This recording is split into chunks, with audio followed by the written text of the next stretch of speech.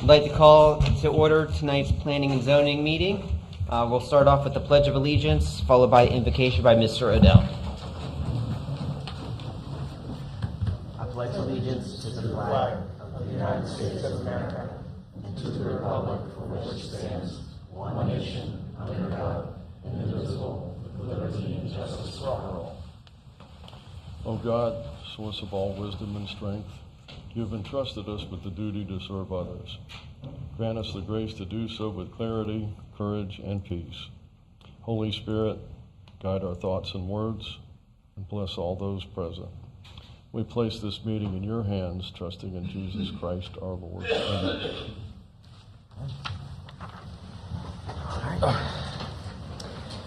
Madam Secretary, could we please call the roll? Commissioner Neese? Here, ma'am. Commissioner Lowndes? Here, ma'am. Commissioner Bradley? Here, ma'am. Commissioner Gettler? Here. Commissioner Odell? Here. Chair Binner? Yes, ma'am. Mrs. Fogarty? All right. Thank you very much. Do we have any announcements? This evening, Chair Binner. All right, thank you. And do we have any disclosures, seeing that we do have quasi-judicial items on the agenda from anybody on the board? Seeing none, do we have an approval of the minutes from the last meeting? So move. And a second? Second. Motion by Mr. Lowndes, second by Mr. Odell. All in favor say aye. Aye. Motion carries.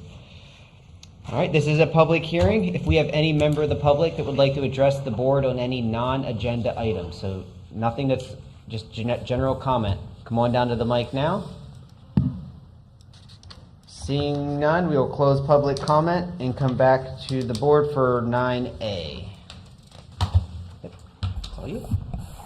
Good evening. For the record, Morgan Phelps, AICP candidate and associate planner.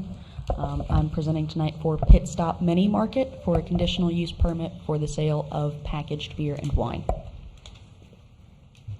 This is the subject site that we're looking at. It is on Turnpike Feeder Road next to Palomar and Pandora. They're going to be operating out of a 4,481 square foot suite within this spot. And here is a closer picture of it. We've got the loading zone depicted to the left, ample parking across the site, and there's also a dumpster on site. This is the public notification that we sent out. From left to right, we've got the ad that we ran in the newspaper on April 2nd. We've got the sign that was posted in front of the shop on April 3rd.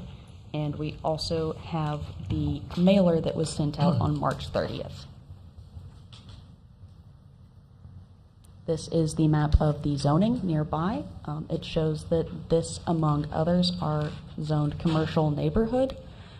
In that swath that's going from south to north, west to east, with large surrounding areas of residential single-family 4 to the west, with some residential mobile home 5 to the north, and commercial general to the south. We have here the 1,500 foot radiuses for the mail outs to the nearby property owners. We sent this 500 feet out, and that was 43 mailers that were sent to nearby property owners, and we received no responses, positive, negative, or indifferent. Bless you. Staff is recommending at this time that we approve. The petition generally conforms with the standards of review as set forth in the Land Development Code 110703, and it is aligned with the comprehensive plan goals and objectives. We do recommend it with some conditions. 7 of them, in fact. So the first one is that the hours of operation shall comply with the Code of Ordinances of St. Lucie County and State of Florida Statutes, Chapter 561, Beverage Law Administration. So that means they won't be selling between 2 and 7 a.m. All alcoholic beverages sold on site shall be packaged for off-premises consumption, and no on-site consumption shall be allowed. And the applicant shall obtain and maintain a valid license from the Florida Division of Alcoholic Beverages and Tobacco prior to commencing alcohol sales. Pit Stop Mini Market shall implement procedures to ensure that no alcohol is sold to persons under 21, including employee training and ID verification policies. Alcohol-related signage shall comply with county sign regulations and shall not be excessive or directed towards minors. A boundary and topographical survey shall be required for any exterior alterations or expanse of the operations, with the exception of landscaping and signing. This is due to the fact that we didn't make them get a new survey just to go through this process. And within 60 days of approval, we're asking that they provide an enclosure and screening for the dumpster on site, just to keep it pretty. And that brings me to the end of my short and sweet presentation. Awesome, thank you very much. Do we have anything from the applicant? They are present. Just state your name and address for the record for the secretary, please. My name is William Fagan, 7803 Lakeside Way, Fort Pierce, Florida. I just came here to talk to you guys to tell you that I've been running a store right next door to this one for 13 years, operating consistently and stuff. I'm pretty much a staple of the community. Everybody knows me around there. Everybody comes to me when they need things or whatever they need from me. And I would just like to continue to be able to sell alcohol sales as part of my business plan. Awesome. Thank you very much. Thank you. Two little notes that I forgot to mention. One, this property was previously across the street and operated for 13 years without any code violations, just as a fun note. And then additionally, we did hold a public neighborhood meeting on Friday, March 27th, a Friday night at 6 p.m., and yet I had over 20 people there adamantly supporting this. And that's all that I had to add. Thank you. That's a good turnout. Quite. All right, perfect. All right, so at this time, I'm going to open up this item to the public. If there's any member of the public that would like to address the board on this item, come on down to the mic. Seeing none, we will close public comment, come back to the board for discussion and or a motion. Mr. Chair. Mr. Doe. Mr. Fagan, are you agreeable with all the conditions of approval? Okay. It looks like pretty much everything at this proposed conditional use complies with all the requirements, and it's consistent with the general purpose, goals, and objectives of St. Lucie County Land Development Code. Motion to approve. Got a motion to approve by Mr. Odell. Do we have a second? I'll second. Second by Mr. Bradley. Madam Secretary, could you call the roll? Commissioner Neese, Yes, ma'am. Commissioner Lowndes, Commissioner Lowndes, Yes, ma'am. Commissioner Bradley, Yes, ma'am. Commissioner Gettler, Yes, ma'am. Commissioner Odell, Yes, ma'am. Chair Benner. Yes, ma'am. All right. Motion carries. Thank you very much. Next up, we got 9B, C, and D. All these are going to be related. We're going to do, I believe, one presentation on them, and then we'll have to open up public comment for each individual item. We'll then have to have a vote and our motion and vote on each individual item as well. But since they're all linked, we're going to try and do just one presentation, and then it'll be 3 publics, 3 motions, 3 votes. Everyone on board? Corey, it's all you. Good evening, Chair Benner, members of the Commission. Corey Benton, Planning and Zoning Manager, here to present agenda items 9B, 9C, and D as indicated by the Chair for Project Orchid, which is a targeted industry proposal here in St. Lucie County with collective petitions seeking a future land use map amendment, small scale, a zoning atlas amendment, and a conditional use permit, each to be evaluated independently as noted for the Planning and Zoning Commission. To provide, again, reiterating the overview of the petition set, the matters before the Planning and Zoning Commission are the comprehensive plan, a future land use map amendment, which proposes an amendment to 20.85 acres of land to create a new sub-area within the Lucie Rock mixed-use activity area.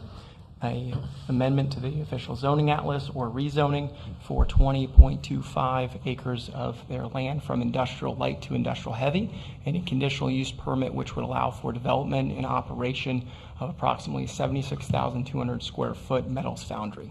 There is a companion major site plan that will be a matter before the Board of County Commissioners, which brings and ties everything together.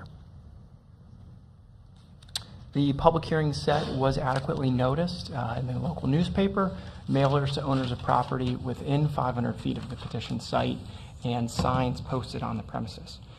As required by the Land Development Code, the applicant did host a neighborhood meeting on March 25th, held at the Sunshine Kitchen, with mailers being distributed to owners of property within 1,000 feet of the petition site to allow for stakeholders the opportunity to receive information, ask questions, and provide input. Here's an overall aerial of the site with a broader perspective. Zooming into the site here, which is just over 73 acres in total, situated west of North Rock Road, further north of Orange Avenue, adjacent to the St. Lucie County Correctional Facility, and two roadways that are substandard, one to the north labeled as Access Road, also considered the extension of North Rock Road, and Colburn Road to the south, which runs parallel to the established canal. The site's future land use designation currently is MXD, a mixed-use development.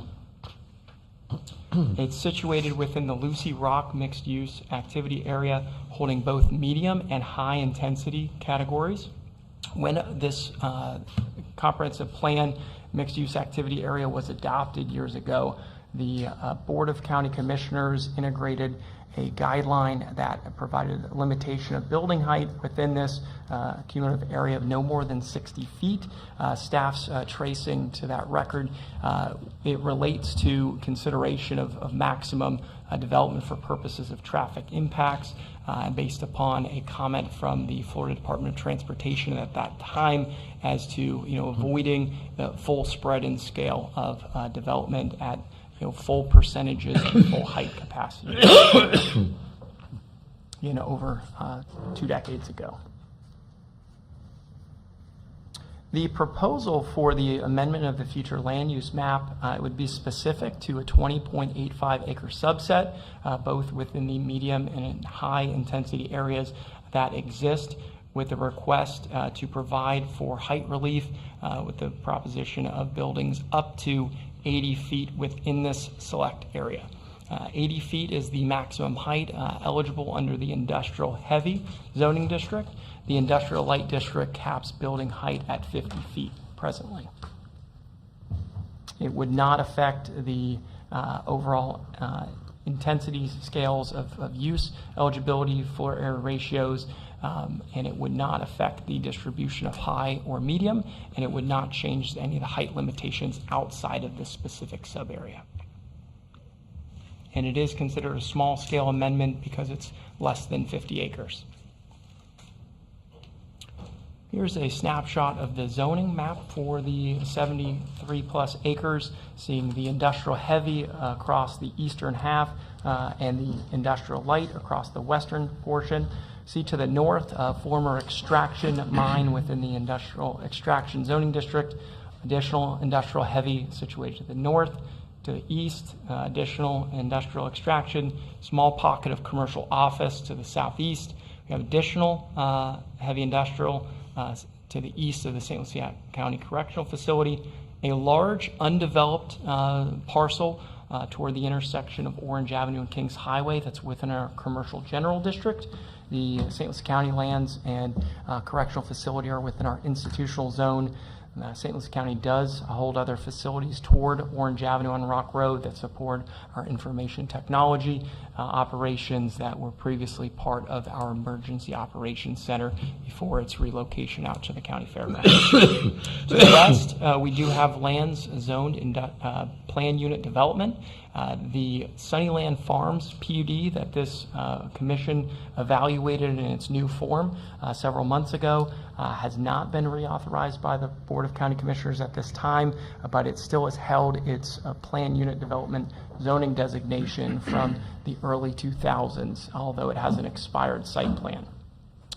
To the southwest, we have the Morningside PUD, formerly known as Palm Breezes Club, that is progressing through phase development.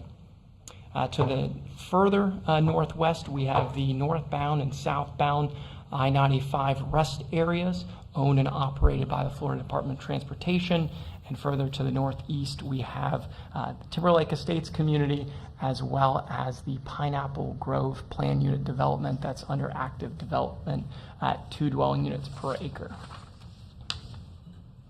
Of course, the adjacency to the Kings Highway corridor that the state continuously is investing in widening due to its links and support to their strategic intermodal system, and the interchange at I-95 and Orange Avenue. Of course, Kings Highway feeds vehicles down to Florida's Turnpike and Okeechobee Road, which is State Road 70. The applicant is proposing to rezone the 20.25 acres to industrial heavy. That's that internal subset here to provide for height relief. As we discussed with the future land use map amendment, that would allow for height proposals up to 80 feet in that specific area central to the site. This rezoning would allow for height relief above the 50 feet. There are portions of their proposed development plan seeking 60 feet in height and then some up to 80 feet to facilitate interior building operations, racking, storage of finished products. And we'll highlight in just a moment, what is Project Orchid? What are they proposing here? That's linked to the conditional use. But for additional context, this site today, part of additional lands to the north, known as the St. Lucie Commerce Center, has an active site plan for a pretty broad-scale industrial park, allowing for both light industrial and heavy industrial users, the ability to assemble various lots or even have small-scale users. This site plan has been approved for over a decade.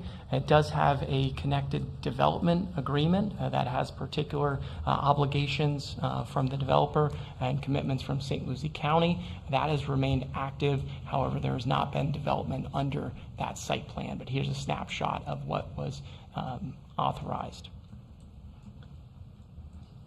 Some of the commitments in the development agreement, which we'll touch on, which would transcribe and carry forward with this project, include improvements to Rock Road. A portion of Rock Road is paved up through the access to the correctional facility. It's then substandard north of that. This project is proposing improvements to county standards for Rock Road to the north and to the west to their access point, which we'll detail in a moment, as well as a series of intersection improvements at Orange Avenue and Rock Road.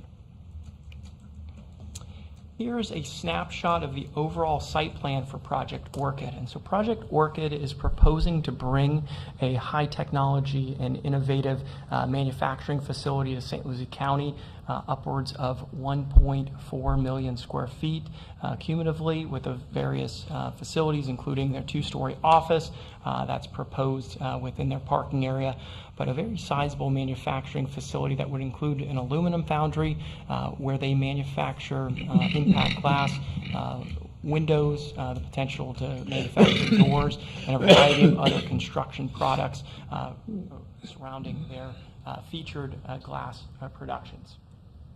So the proposed foundry itself being situated in the northeast corner. So we'll highlight and overlay as we look at their site plan, which has the majority of the access via Rock Road on the east, employee parking areas situated around the office and at the northeast, and all of their loading on the east side of the building. But so the area for the future land use map amendment is depicted here in dashed red lines, and the rezoning here in dashed black lines, and the area for the conditional use permit to facilitate the foundry component, which is a conditional use within the industrial heavy district, or the petition sets before you this evening. The overall manufacturing facility absent the foundry up to the allowable heights today are permitted by right uses within both the industrial light and industrial heavy district. Here's a closer zoom of the Foundry building, at just over 76,000 square feet in size, proposed at 60 feet, which would be eligible in the current industrial heavy zoning district and MXD district that is proposed within. You can see access around the building for vehicular activity. Here's a snapshot of the floor plan showing some of the access doors, egress, and the complete architectural design and ventilation systems, fire prevention systems. They will work through a very intricate evaluation process by St. Lucie County, our building staff, and for compliance with Florida Building Code, as well as our St. Lucie County Fire District for fire prevention consideration. Of course, potable water is available to the site via Fort Pierce Utilities Authority to assist in some of the fire prevention and fire suppression systems, and where applicable for other more adaptive fire suppression systems, those would be incorporated as required. So transportation impacts. So the Board of County Commissioners will evaluate the overall major site plan with the various amendments and conditional use permit that we've discussed this evening, and consider the certificate of capacity or concurrency to establish availability of public facilities to serve this proposed project. As we noted, the St. Lucie Commerce Center at full build out, it was exploring upwards of 1.2 plus million square feet of space, a functional building space, laydown yards. This project, the traffic analysis, was based upon 1.4 plus million square feet of manufacturing space, generating the upward potential of 6,166 daily trips, of which 736 would be allocated to the AM morning peak hour times and 910 PM peak hour trips in the evening, with a series of off-site improvements proposed, as we noted, improving Rock Road and the access road to the north to county standards, but also facilitating improvements at the intersection, including an eastbound left turn lane, a southbound left turn lane, restriping a second southbound lane as a shared left, through, or right turn lane, the construction of an additional eastbound receiving lane on Orange Avenue, and the installation of a traffic signal to support safe and efficient movements of trucks and vehicles, whether that's employees coming to and from the site or trucks maneuvering and delivering products to end users or wholesale purchasers. It hasn't been specifically entered into these petitions because it's not covered with the major site plan, but the applicant has suggested upwards of 1,000 employees would participate in the facility. Again, supporting our targeted industry guidelines, looking for high wage, high technology, manufacturing, distribution to support diversification of our county's economy.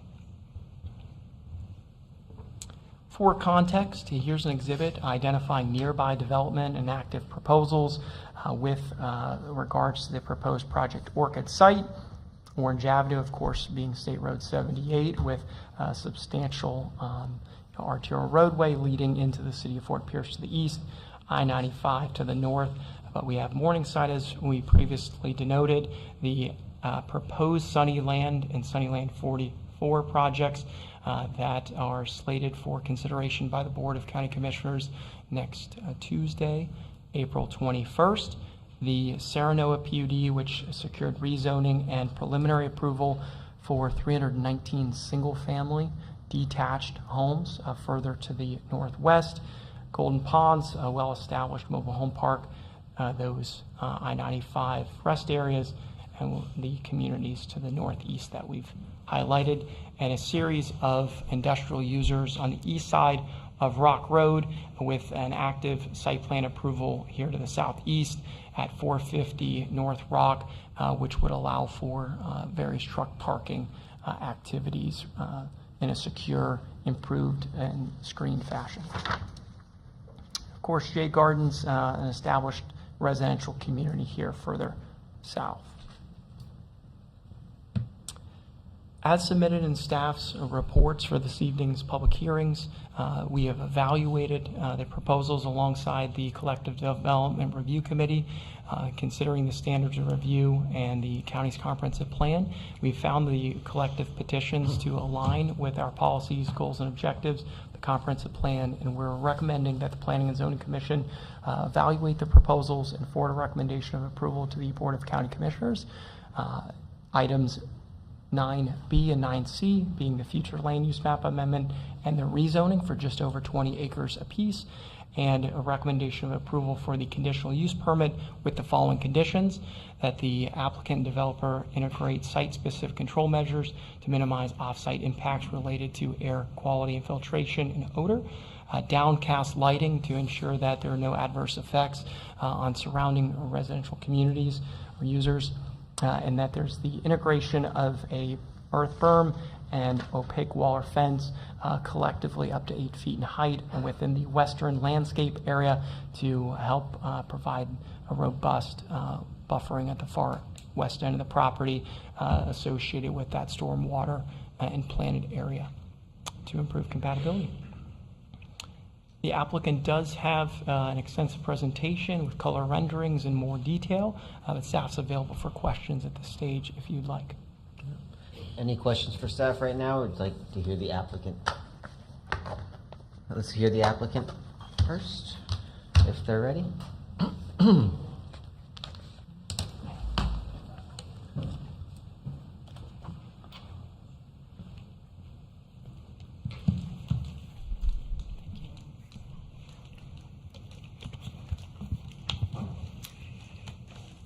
Chair, members of the commission, I'm Patty Tobin with HJA Design Studio, 3500 Southwest Corporate Parkway in Pump City. I'm pleased to represent this project as a targeted industry, as Mr. Benton explained. I have a team here, so if there are detailed questions about traffic or utilities or engineering, they're available. And that's our team, and got somebody from just about all of those organizations here. Corey did a great job summarizing the project. We're saving you a lot of time by incorporating these 3 items into one PowerPoint. Project's about 72 acres. We're a little off on that. I think it's related to the right-of-way that would be acquired for both the north, the west, and the east. This is a former citrus grove, and the proposed use, as Mr. Benton explained, is a window manufacturer and office, again, a targeted industry. Land use is Lucy Rocks mixed use, and the zoning is heavy industrial as well as light industrial. As you know, it's located on Rock Road north of the county's correctional facility. This is a window manufacturer with headquarters in Miami, and it's designed to serve the southeast market. It will be a modern, state-of-the-art enclosed manufacturing operation using advanced technologies, and it's approximately 1.4 million square feet. Multiple production areas within one building, and we can explain that when we get to the site plan with a little bit more detail. And then the office building facing Rock Road. I'm going to skip over this one because this is more site related, and I think Corey touched on most of those, parking, access, that kind of thing. We are surrounded by properties with both RS future land use as well as heavy industrial or mixed use land use. And that map shows you that, and Corey showed you that as well. Why we need the comprehensive plan amendment. The activity area specifically limits intensities of the development, and part of that is the height. Approximately half the site has the medium intensity and half the site has high intensity. And this change would increase the area of the high intensity. And most of this is all related to the building's need to go higher in certain portions, and we can illustrate where those portions are. The property lies within the mixed use, which we talked about. Oh, I think I messed up. We talked about the height there, the 80 feet, and then it's about 20.85 acres. This shows you the existing medium intensity and high intensity. And then this is the change. So that area that's hatched would be high intensity of the Lucy Rock mixed use area. It's surrounded by pretty intensive land use zoning districts. You've got most of it is industrial extraction.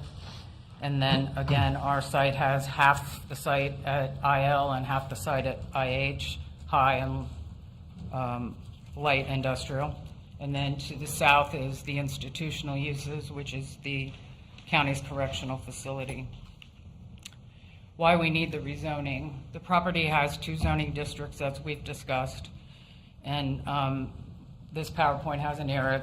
It's 36 acres. Each is about 36 acres, not 42. The building height is limited to 60 feet. And again, portions of the building need to go to 80 in order to provide what's needed for the manufacturing. It's about 6-7% of the building that needs the 80 foot, and we can illustrate that later on. This area is about 20.25 acres, and I'll show you. Right now, the area on the east is heavy or industrial. The area on the west is light, and that 20.25 acres goes over to the west. What we've tried to do is those lines both on the north, the west, and the south are the building lines, so we didn't want to go too far out of that. That's what we anticipate building within. The next item that we have in order to make the project successful is the conditional use permit. Foundry is not listed in the county's land development regulations in IH, and staff has recommended that we proceed with a conditional use permit, and that's why it's before you. The foundry is about 5.5% of the total building, and it's a furnace that melts the aluminum scraps or ingots that are formed into billets ahead of molding and into profiles into the aluminum plant. The foundry does require air permits from U.S. Environmental Protection Agency. They'll be coordinated with the local Florida Department of Environmental Protection. They will have to address the foundry and the painting components of the manufacturing process through those permits. And those permits would require annual testing and semi-annual reporting to the agencies. This is a picture, I think, similar to what Corey showed in terms of the site plan. And you can see the building edge. Do I have a pointer?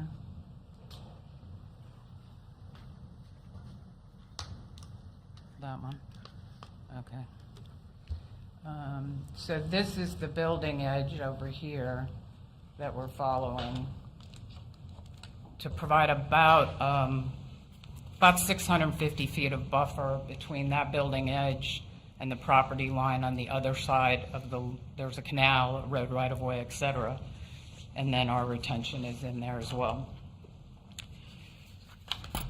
This is our landscape plan, and we're showing this because our intent, and I think part of staff's conditions is related to this, is providing adequate buffering from the west, which is where the residential development potentially will be. So we're going to concentrate both of berming, fencing over in that location. These just show you some renderings of the building. The first one is from the northeast, so you'd be looking, you can't really see it on the, can you see it better than up there? Shows you the office building. You can hardly see it in that one. Is that it? Yeah, that's better. And then the next rendering shows you the actual elevation from the west. So you can see that west northwest part of the building is where the height is required, and that's related to the sorting of the products. Our community outreach, we have had small group outreach. We don't have a lot of adjacent property owners, so we've individually met with about 3 of them. And then we sent out notices for our community meeting. We actually went a little greater than the 1,000 feet to notify people because we don't have a lot of people within that vicinity. And then we held the community meeting, as Corey mentioned, at the Sunshine Kitchen on March 25th. This again shows you the west side of the building. Everything in this project is conducted within the buildings. Nothing is going to be on the outside or exposed. This shows you a better rendering. This is the office building, which would be facing Rock Road, and behind it then is the actual production facility. It's a fully enclosed air systems, emissions captured and filtered before released, and a closed loop water system that recycles water. This is a state-of-the-art facility, being that it's built from scratch at this point. Sound expectations, we don't expect the sound to exceed those normally around a supermarket loading area, and they will meet the county's noise ordinance. Because the facility operates entirely within the enclosed building, we shouldn't have any issues with noise. We are served by FPUA for water and wastewater, and they will be providing that to our site. What this facility does not include is an outdoor manufacturing process, no exposed production areas, no noticeable odors, and no visible emissions. Again, all operations are within the enclosed building. Corey mentioned the trips, and the next slide shows some of the things that the project would be required to do. When we met with some of the adjacent property owners, they were happy to hear Rock Road would be improved. And having driven that, I can see why they'd say that. So the signalization at Orange and Rock, and then improvements to both Orange and Rock Road. We will have, obviously, a huge construction activity for a while. That's going to occur during normal working hours. Dust and noise will be dealt with, and will minimize disruption during construction. Why St. Lucie County? The location was selected because of the industrial zoned property. I think Corey mentioned there isn't a lot available in one of the reports. I can't remember which one, because one's conditional use and then the other one's wrapped up.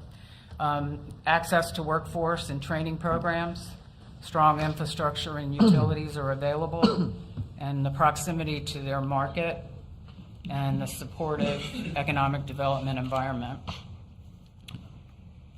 They're expected to have over 1,000 jobs over the minimum county median wage, and it's one of the largest projects in terms of employment in the St. Lucie County. So a summary of our request for approval, and we'll be able to answer questions if you want to, when they open them up, specifically by each agenda item. Recommend approval of the future land use amendment for the 2.85 acres for medium intensity to heavy intensity for this Lucy Rock mixed use activity area, and recommend approval of the 20.25 from industrial light to industrial heavy, and recommend approval of the conditional use permit for the foundry. I want to thank you and thank staff for making this process work for such a good project for St. Lucie County, and I'd be happy to answer any questions. Thank you very much. Does anybody on the board have questions for the applicant? Mr. Chair. Mr. Odell? Ms. Tobin, can we go back to the construction impact slide? Sure. Okay. This, from what I read in my report, this is a phased construction over a 10-year period. Actually, the building will be done at one time. employment may be phased, and it won't be 10 years. I think it's less than 5. Less than 5 years for Less the than 5? employment. Okay. Now, during the 5 years, will there be any operation during that 5 years, or will it be completed before you will do any operating? I'm not sure I understand the question. Okay, in other words, will you complete all the construction before you start? Yes. Before you're open for business? The whole building has to be built for us to do what we have to do. Okay, what I wanted to look at here is your workforce. Mm-hmm. What kind of a workforce would you require for building something like this for 5 years? I don't know that we have that data. Yeah. Chair Bitter, Commissioner Odell, if I may clarify, I don't believe they're projecting a 5-year period to complete the facility, Oh, right. but 5 years to ramp up full production operations and hiring. So construction might be an 18 to 20 month period, at least. but the employment to get to that goal of 1,000 employees would traditionally happen over years. Well, I wanted to take a look at that because the trip generation is what I was concerned about.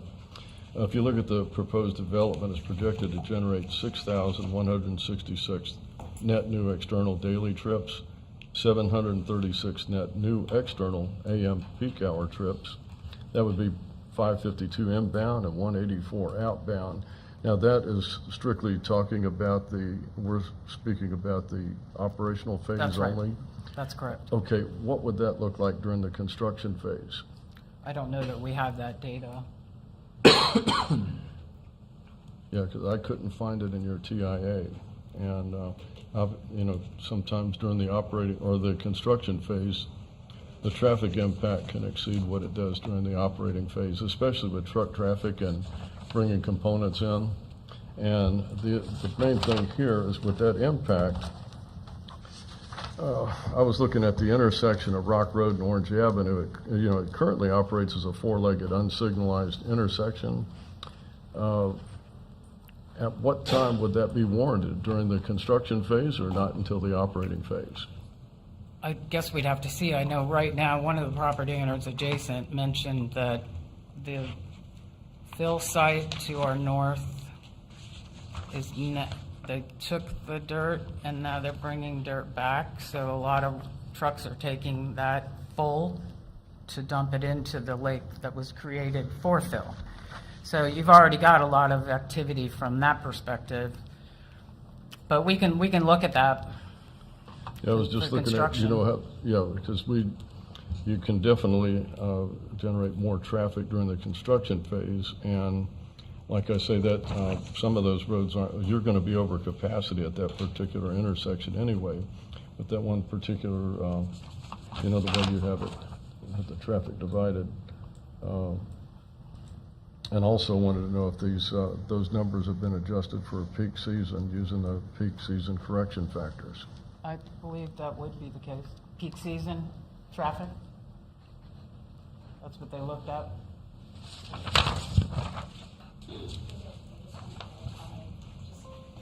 Good afternoon. My name is Unique Virgo, and I work with the developer Foundry Commercial. So I'm just trying to understand your question, Mr. Waddell. Are you asking about the traffic count during construction versus Right. that? So the traffic count during construction, I don't believe we're going to have 1,000 employees operating on the facility just to construct it. It may be a couple hundred folks that are coming to do the construction, but we typically don't do a traffic count for construction as part of our TIA study. Well, see, in this particular case, I'm looking at truck traffic, bringing in components, not just their workforce, Okay. but components and everything else in addition to that. Again, that 4-legged intersection is the one that would be the main concern. That's pretty close to at capacity now with the LOS, and basically starting any construction now would put that over the top.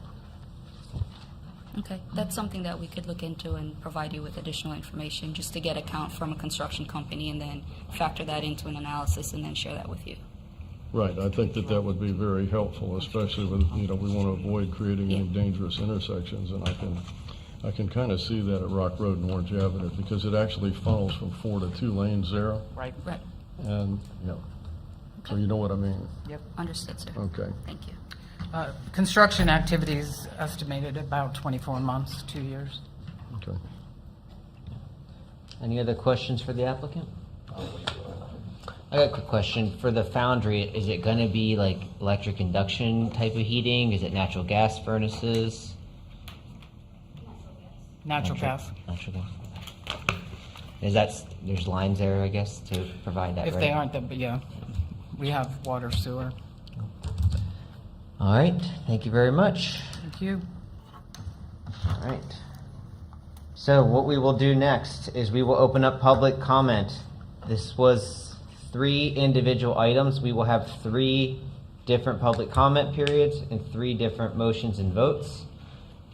If the public wishes to address the board on these agenda items, I'll open up the public comment for agenda item 9B, which is the future land use amendment, small scale. That's taking it from medium to heavy. If any member of the public wishes to address the board, come on down to the mic. Seeing none, we will close public comment, come back to the board for discussion and/or a motion. Chair, make a motion to approve 9B We have a per staff's motion, recommendation. motion to approve. Do we have a second? Mr. Chair, 1 second here. I just a little wanted to find out one more thing about the public. As far, were there any oppositions to the public noticing? Chair Benner, Commissioner Odell, staff received 2 responses specifically to the conditional use permit response Right. forms, both in favor of the petition. Oh, okay. To date, staff has not garnered any specific written objections. During the neighborhood meeting, there were discussions as it related to this facility, its design, ensuring that it wouldn't adversely affect some of the nearby PUDs or proposed PUDs, but we were providing information and identifying the buffering, the design, the activities such as loading on the far east side of the building, and of course the foundry being situated toward the northeast portion of the project. Thank you. All right, so we have a motion by Mr. Gettler. We have a second by Mr. Lowndes. Madam Secretary, please call the roll. Commissioner Neese? Yes, ma'am. Commissioner Lowndes? Yes. Commissioner Bradley? Yes, ma'am. Commissioner Gettler? Yes, ma'am. Commissioner Odell? Yes, ma'am. Chair Benner? Yes, ma'am. Motion carries. So next we will open up public comment for item 9C, which is rezoning the 20 acres on the left side from industrial light to industrial heavy. If there's any member of the public that wishes to address the board on this agenda item, come on down now. Seeing none, we will close public comment, come back to the board for discussion and/or a motion. Motion to approve. Motion approved by Mr. Bradley. Do we have a second? Second. All in favor, say aye. Aye. Aye. Motion carries. And for item 9D, we will open up public comment for the conditional use for the foundry portion of the project. If there's any member of the public wishing to address the board on this agenda item, come on down now. Seeing none, we will close public comment, come back to the board for a motion or discussion. Mr. Chair, Mr. Odell? is there staff, is there a sunset on this conditional use? Chair Benner, Commissioner Odell, our land development code typically prescribes a 1-year time limit to obtain permits to develop under the terms of a conditional use or zoning compliance. The applicant, upon approval, would have the ability under any terms afforded by the state of Florida for emergency executive orders to be able to extend that to allow more time to get underway should any emergency orders impact markets and those types of dynamics. But once operational, should a conditional use stall or discontinue activities for a period of 12 months or more, then they basically forfeit that conditional use permit, would need to obtain a new conditional use permit. There are, of course, options to propose modifications to conditional use permits, if you're adapting or changing things, some that are staff level, some that are public hearings. And upon approval of any conditional use permits, if there are complaints regarding adverse effects on adjacent property, and those are documented, or activities in violation of any parameters placed on a conditional use, hearing can be scheduled before the Board of County Commissioners to evaluate those and consider revocation of a conditional use permit. All right, I just want to make sure that the applicant was aware of that. Thank you. Chair. Ms. Fred? To the applicant, your hiring procedure, is majority of it going to come from the local surrounding community? Or are they outsourcing it to other areas? One of the reasons St. Lucie County was selected is in consideration for selection is because of the employees here. The goal is to hire from the local market. Okay. One other thing to go, Mr. Lowndes, or not Mr. Lowndes, excuse me, Mr. Adels, where I think what he was trying to say on Orange Avenue, it skinnies down from 4 lanes to 2 lanes. Being in the construction background, it maybe have a little consideration. I don't know if staff can or anybody can work on that. Maybe a temporary turn lane, just because during construction, low boys, big equipment comes in. Now coming out of there, crossing it, unfortunately, I mean, I understand that you're not going to go put a turning lane in before you have a building up. It would be great if you guys considered it, but at least on the entrance point where that turns down, if we can do a temporary turn lane, obviously I know you're not going to put in your whole infrastructure until most of the abuse is done. Right. But I do think that consideration, because it is close to that intersection of Orange and Kings Highway. It is. Other than that, I mean, I think our community needs this. I think we don't have enough large jobs coming in. I think it's great. I think you took into consideration future uses behind you. One of our biggest things you'll hear us all night probably is talk about the roads. You've addressed the majority of that. So I applaud you on that. And the fact that you're hiring locally is huge. But if you or staff can maybe work on that part of it. I think we can do that. And again, I mean, it could It helps be, us too. Yeah, and it avoids any type of pile up at that intersection. I would agree. Now, coming out of there, I don't know what kind of solution staff could have for you, unless you want to put a turn light in. Yeah, the whole intersection is going to be interesting because of the canal and the culvert Yeah. spots. So, thank you. Any other discussion or motion? Move to approve. Motion approved by Mr. Lowndes. We have a second? Second. Second by Mr. Odell. All in favor say aye. Aye. Aye, motion carries. Thank you very much. Great presentation, Corey. Next up, we got agenda item 9E, 11,000 Okeechobee Road. Chairman, Tom Reitz will be up in just a moment, planner 2 with our team for this presentation.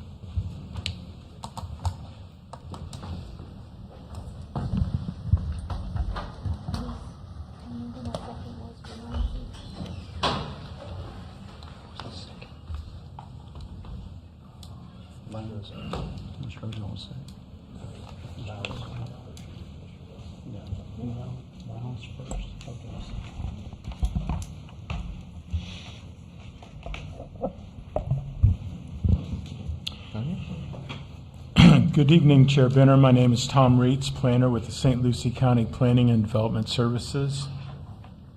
The applicant is proposing to amend the zoning atlas from AG 2.5 agricultural 2.5 to PUD, planned unit development, with preliminary development plan that provides up to 96 single-family homes. I want to start with public notice that has been provided in the form of a single-sided sign placed along Okeechobee Road right-of-way. An ad has been published in the local newspaper, and an informational mailer sent to neighbors within 500 feet of the 4 corners of the combined properties. The applicant held a neighborhood meeting on February 25th, 2026. Invitations were sent to neighbors within 1,000 feet of the project. A letter of opposition was reviewed. are received by staff from Brett McCain and George Emerson, and that is in your agenda packet.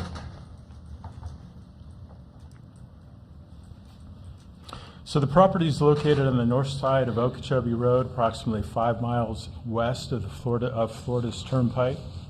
Pine Hollow and Fort Pierce Garden single-family developments are to the north.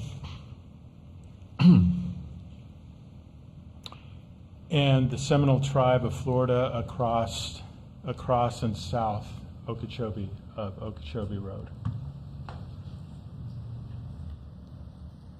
The proposed 96-acre development is located just west of the previous location of Thomas Feed and Hay Supply, which is here, and they've moved further west onto their own property.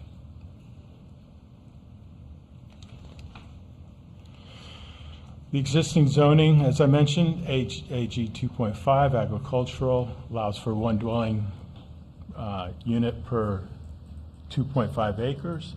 It's intended to provide an environment for productive commercial agriculture with lower residential intensity. Surrounding properties to the east and west have like zoning. The existing Hollow Pines community abutting to the north has an AR1 agricultural residential zoning that allows for one dwelling unit per 1 acre. The existing land use is RE, residential estate. The residential estate land use allows up to one dwelling unit per acre. The land use category is intended to act as a transitional area between the agricultural areas and the more intense residential areas in the eastern portion of the county.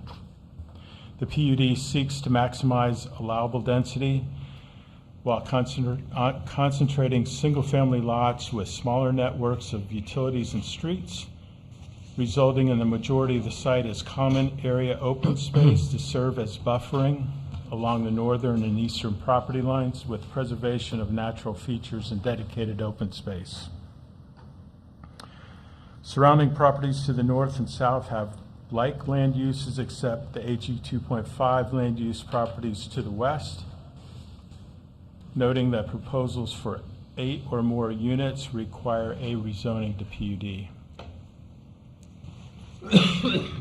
The current AG 2.5 zoning limits lots sizes to no less than 2.5 acres, whereas the project seeks more compact lot sizes in favor of density, aligning with the future land use category of RE, residential estate, and common area components within the community.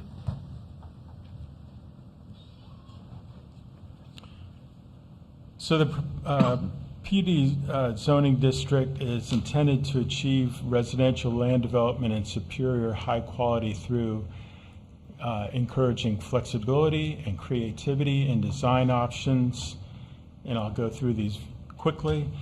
We want them to permit creative approaches to the development of residential land reflecting changes in technology and land development, allow for the efficient land use of land, which can result in smaller networks of utilities and streets and thereby lower development costs, allow for design options that encourage an environment that has stable character, compatible with surrounding land uses, and finally, permit the enhancement of the neighborhoods through the preservation of natural features, the provision of underground utilities, recreation areas, and open space. Open space requirement is 35%. The traffic distribution and assignment was developed based upon a select zone assignment for the project. The Treasure Coast Regional Planning Model, as presented on screen, within a 2-mile radius. Traffic distribution and assignment shows 71% coming from the east and 29% from the west. And it was adjusted based on the roadway network. And assumptions assume there is no traffic coming from McCarty Road or 11 Mile Road due to their non-existence or substandard condition. And An increased radius for study will be required at final site plan.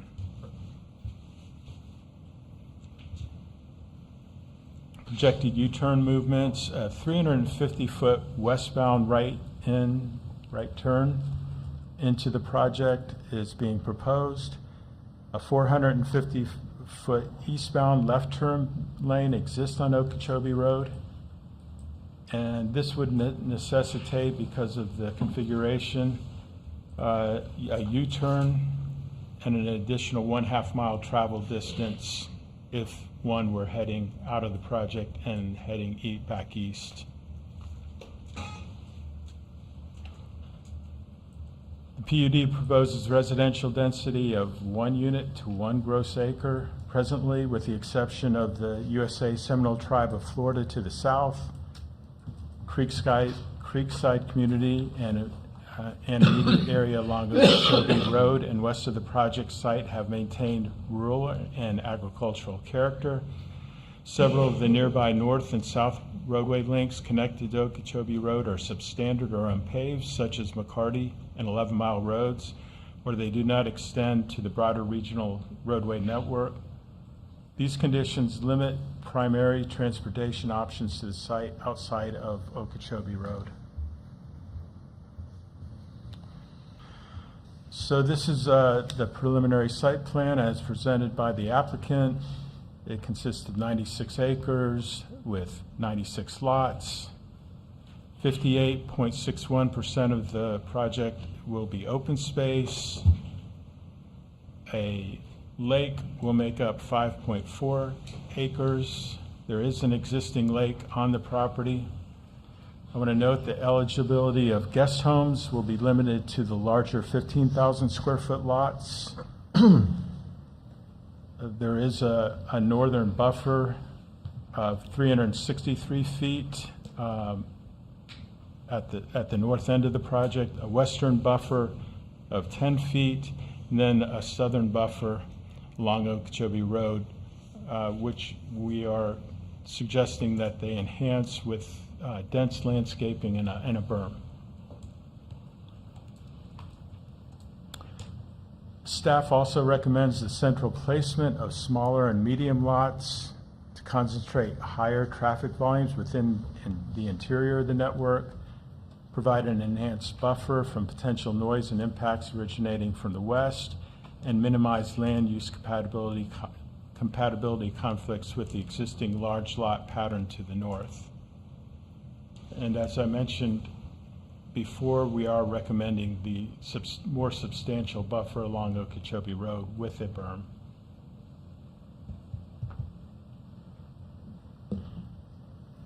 So the typical lot setback requirements, the principal building shall comply with the following setbacks: 25 front, 10 on the sides, and 20 in the rear. With the accessory structures such as pools, screen enclosures, and accessory buildings shall be 25 feet from the front, 10 from the sides, and 7.5 feet from the rear. The maximum height of a single-family home is 35 feet. And with that, staff is recommending the following footnotes highlighted in blue, that the principal building is limited to 35 feet, and that the accessory buildings shall occupy no more than 35% of the maximum 30% ratio of the lot size. These are typical landscape buffer and roadway section interior to the project along Okeechobee Road.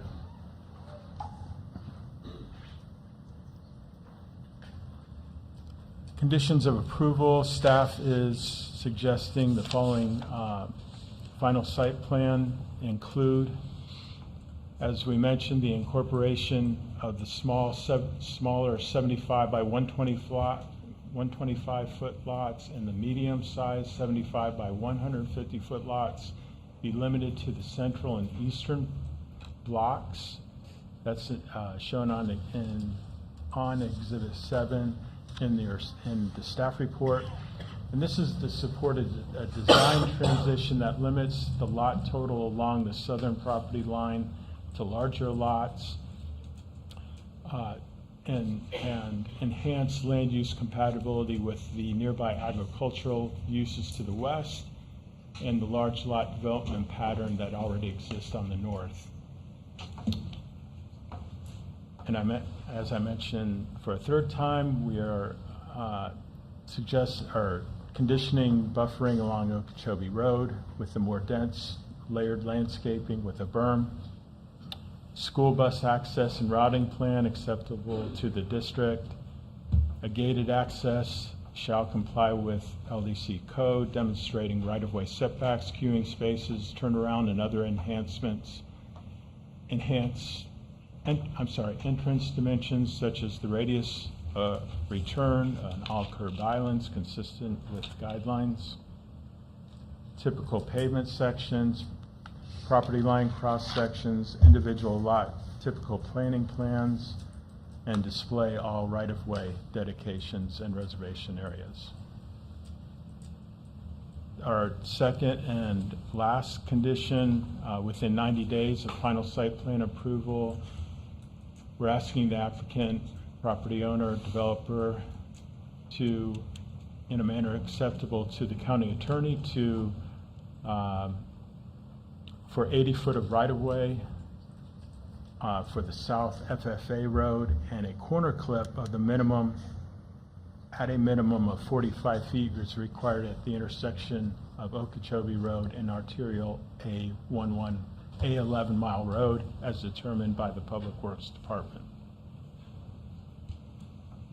Staff recommendation is for the board to consider the staff report, other agenda materials, staff applicant presentations, public comment, ask questions of staff and the applicant, recommend to the board that the requested amendment of the zoning atlas be approved and that the preliminary development plan be approved. And if the commission identifies issues or ideas it believes warrant further discussion, such suggestions can be put in a motion. That concludes staff's presentation, and I'm open for questions. The applicant does have their own presentation at your lead. Thank you very much. Does anybody up here have questions for Mr. staff? Chair, for the staff, does this lie in the, this development lie in the TVC overlay? No, Mr. Odell, this is not in the TVC overlay. Okay, do we have a way to show on the, to pull up a map here showing where the USB is in relation to this property? I believe that I'd like to see the proximity for the USB. the USB is denoted in the red, and the yellow line separates the urban service boundary from the western properties. The That's the USB would follow extended that USB. yellow line then, right? Yes. All right, thank you very much. Any other questions for staff?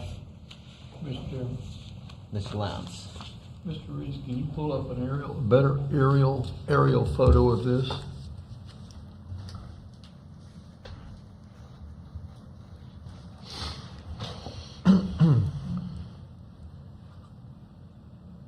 Mr. Lowndes, this is a, let me enlarge this for you from the current slide. This is a zoomed-in version of the 96 acres. Did you want me to? Well, you have your pointer there. What is that? This is the former location of the Thomas Feed and Hay facility.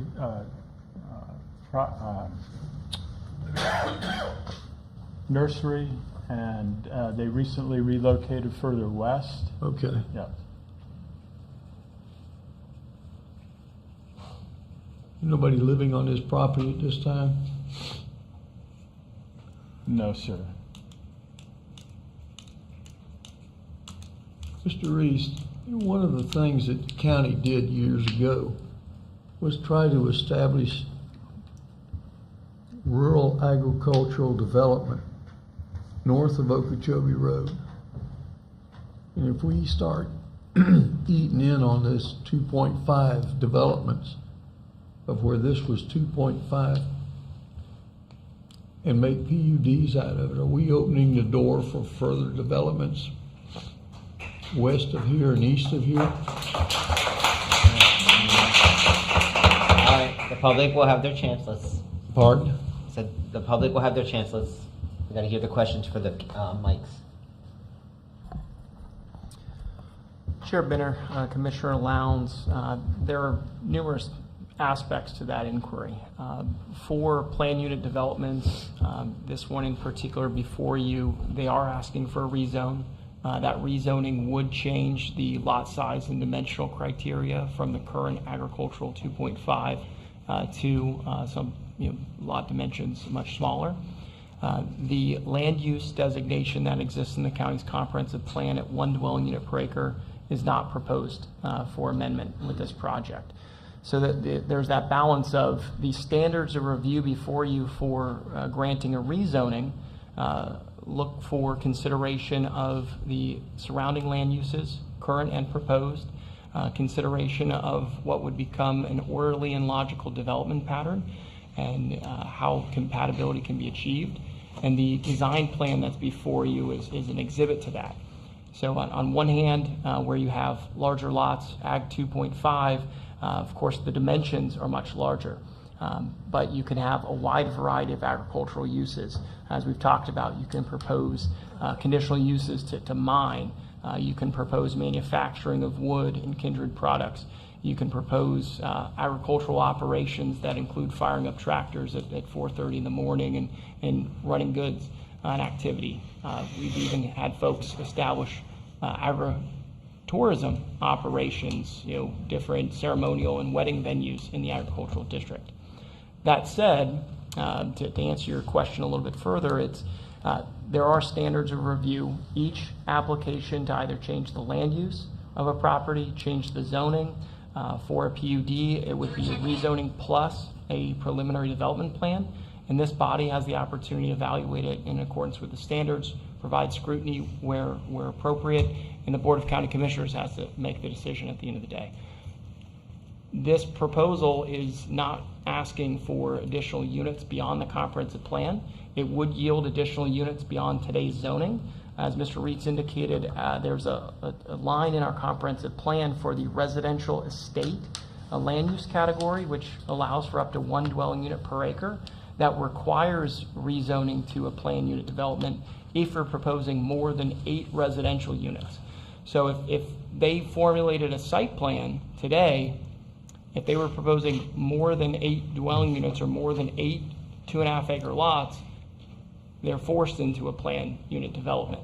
Now, that planned unit development can look like a lot of things. This evening, they've proposed up to 96 lots with different lot sizes, ranging between just over 9,000 square feet and up to 15,000 square feet. Considering what an orderly and logical development pattern might be for this area, you're balancing open space, buffering, considering utilities and impacts to infrastructure. So this application is proposing central water and wastewater and a paved roadway network that you might look at efficiency of a more compact development form. But this body is to weigh in on whether the lot sizes presented are appropriate, if they're compatible with the surrounding area, or if a larger or increased minimum specification is more appropriate to comply with the standards of review. So to answer your question, you're looking at this site specifically. Future applications would be evaluated based upon their merit. I think each individual petition site, whether it's 30 acres, 100 acres, has unique characteristics. What's the land use? What's the zoning? What's nearby? What type of infrastructure are they proposing? Are they proposing well and septic systems? So we have to look at them on a case-by-case basis. What other developments are around this that equals this type of density? So Commissioner, from a lot size standpoint, the larger lots that are proposed at 15,000 square feet. Those are quite similar or comparable to the Indian Reservation due south across Okeechobee Road. Most of those lots are plus or minus 15,000 square feet. I believe there are only about 24 residential units established there. That's sovereign land, not subject to evaluation by this commission, staff, or the board. That's south of Okeechobee Road. That is correct, yes. Further to the southeast, and again south of Okeechobee Road, we have the Creekside PUD that was approved a couple decades ago. It is upwards of 800 units, mixture of single-family lots, detached, and townhomes. Those townhomes are now under construction. That project has a blend of land inside of the urban service boundary and some outside. It has some land use designation of RU residential urban, which is up to 5 units per acre, and some of those lands are in our residential suburban, up to 2 units per acre. North of Okeechobee, in this vicinity, this body saw the proposed Windward Landing land use change and rezoning at Coolidge and Okeechobee Road. That project discontinued pursuit of approvals. Of course, to the north, we have Lonesome Pine. That property is within our agricultural residential 1 district, a minimum of 1 dwelling unit per acre. We have Sunnier Palms further to the east. That's a recreational vehicle park community, though. They have some, I'm going to call it more temporary lodging structures, and then the ability to have some on-site constructed units. So that's generally what we have. We could go into other things south of Okeechobee Road off of McCarty if you wanted, but that's what we have established. Mr. Reese, Mr. Benton, I'm not real interested in having PUDs infiltrate what is and can be rural agricultural development done in nice estate manners at 2.5 acres per unit. That to me is reasonable for anything north of Okeechobee Road. I'd get nauseous if I thought we were trying to have a creekside north of Okeechobee Road. I think that would just be ludicrous. The area between Okeechobee Road and Orange Avenue has always been a rural area. It's developing. Brocksmith Road is developing, Shin Road is developing, but it's doing it in a rural agricultural manner. I don't see that. I don't see this project following that pattern. I can't accept this.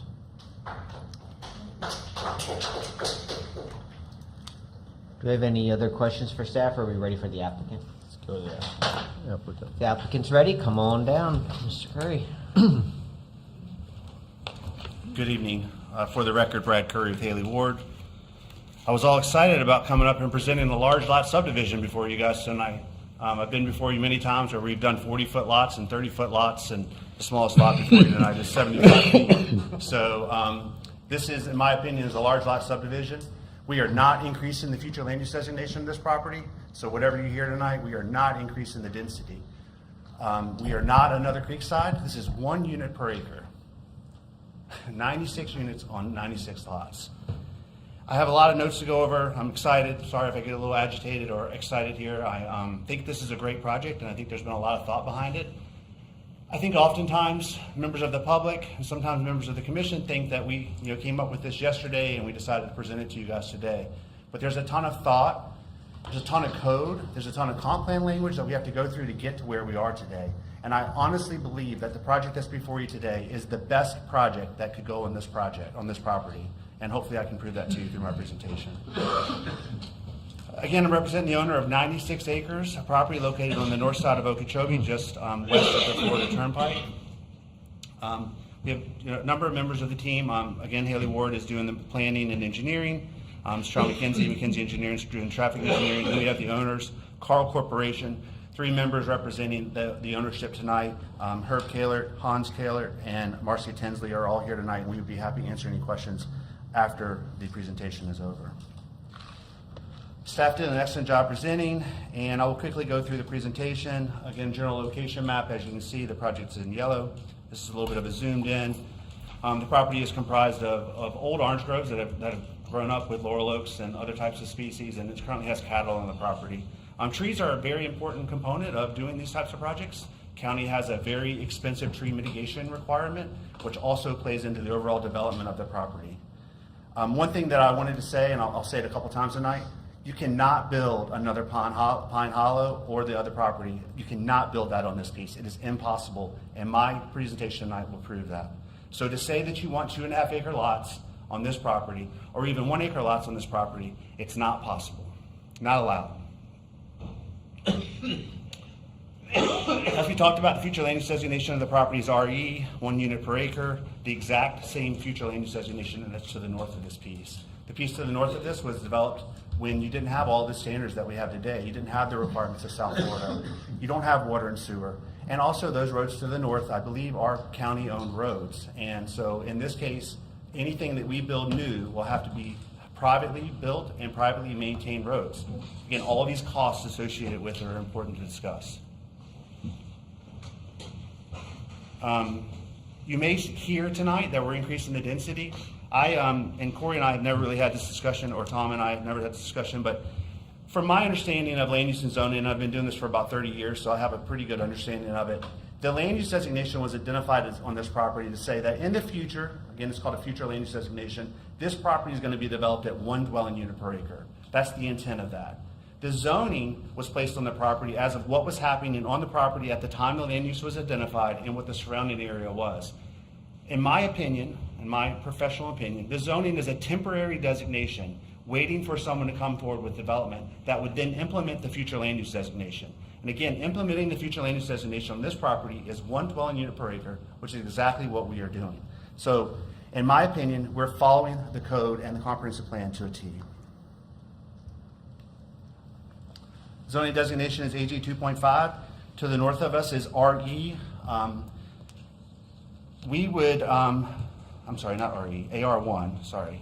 We cannot rezone this property to AR1. Staff said it, I've got the section of the comp plan. It's impossible. If we did more than 8 units on 96 acres, we have to do a PUD. We would have to come before this board if we did more than 8 units. Staff said that. I want to say that over and over again. I got the policy and the comprehensive plan in this presentation. We would be before you if we did more than 8 lots on 96 units. A little bit of project history. We are rezoning the property from AG 2.5 to PUD. The applicant is proposing 96 lots. We talked about that. And then we had this project all teed up to come before you guys back in 2023, believe it or not. And at the last minute, the property owner at the time decided not to move forward for a number of reasons. Not because there was opposition, because I don't think there was any opposition at the time. And then he sold the property to the current owners that are here, and the current owners are now bringing this forward. And so that's a little bit of history on the property. And the residential densities, again, are 1 unit per acre. So you're going to say, Mr. Curry, why are you telling me that you can't do another Pine Hollow? And so I'm going to try to explain that the best that I can I've written down, I think, 6 different reasons why, but there's probably 24 reasons why. There's currently water and sewer on Okeechobee Road, and we are connecting to water and sewer. If we attempted to get a septic permit on this property, the health department would say, we are adjacent to water and sewer. We have to connect to water and sewer. It'd be extremely difficult, if not impossible, for us to get a septic tank on this property. Water and sewer is super expensive. We have about a mile of road, and Mr. Getler can probably tell you how long a mile of water and sewer costs for this type of project. Again, that's going to be privately built and privately owned. A lift station for this property could cost upwards of $500,000. All of the properties to the north of us have septic and well, no lift station. Again, my intent of telling you all this is that the costs associated with this project force us to have a compact development, and the compact development forces smaller lots. And in this case, we've done the biggest lots that we think we can do and still make this a successful community. Again, the expense of running the water and sewer, and it really, it forces a more compact development, like I said. Any roads that are constructed now The county is not in the business of accepting any roadways. So if we were to try to do another Pond Hollow on this property and build the roads and then even turn them over to the county, they wouldn't accept them. They wouldn't want the roads. So the roads have to be privately maintained. What does that mean? That means a homeowner association that collects dues to maintain the roadways. Same thing with the water and sewer. All of this forces us to have these costs. Tree mitigation, I mentioned that.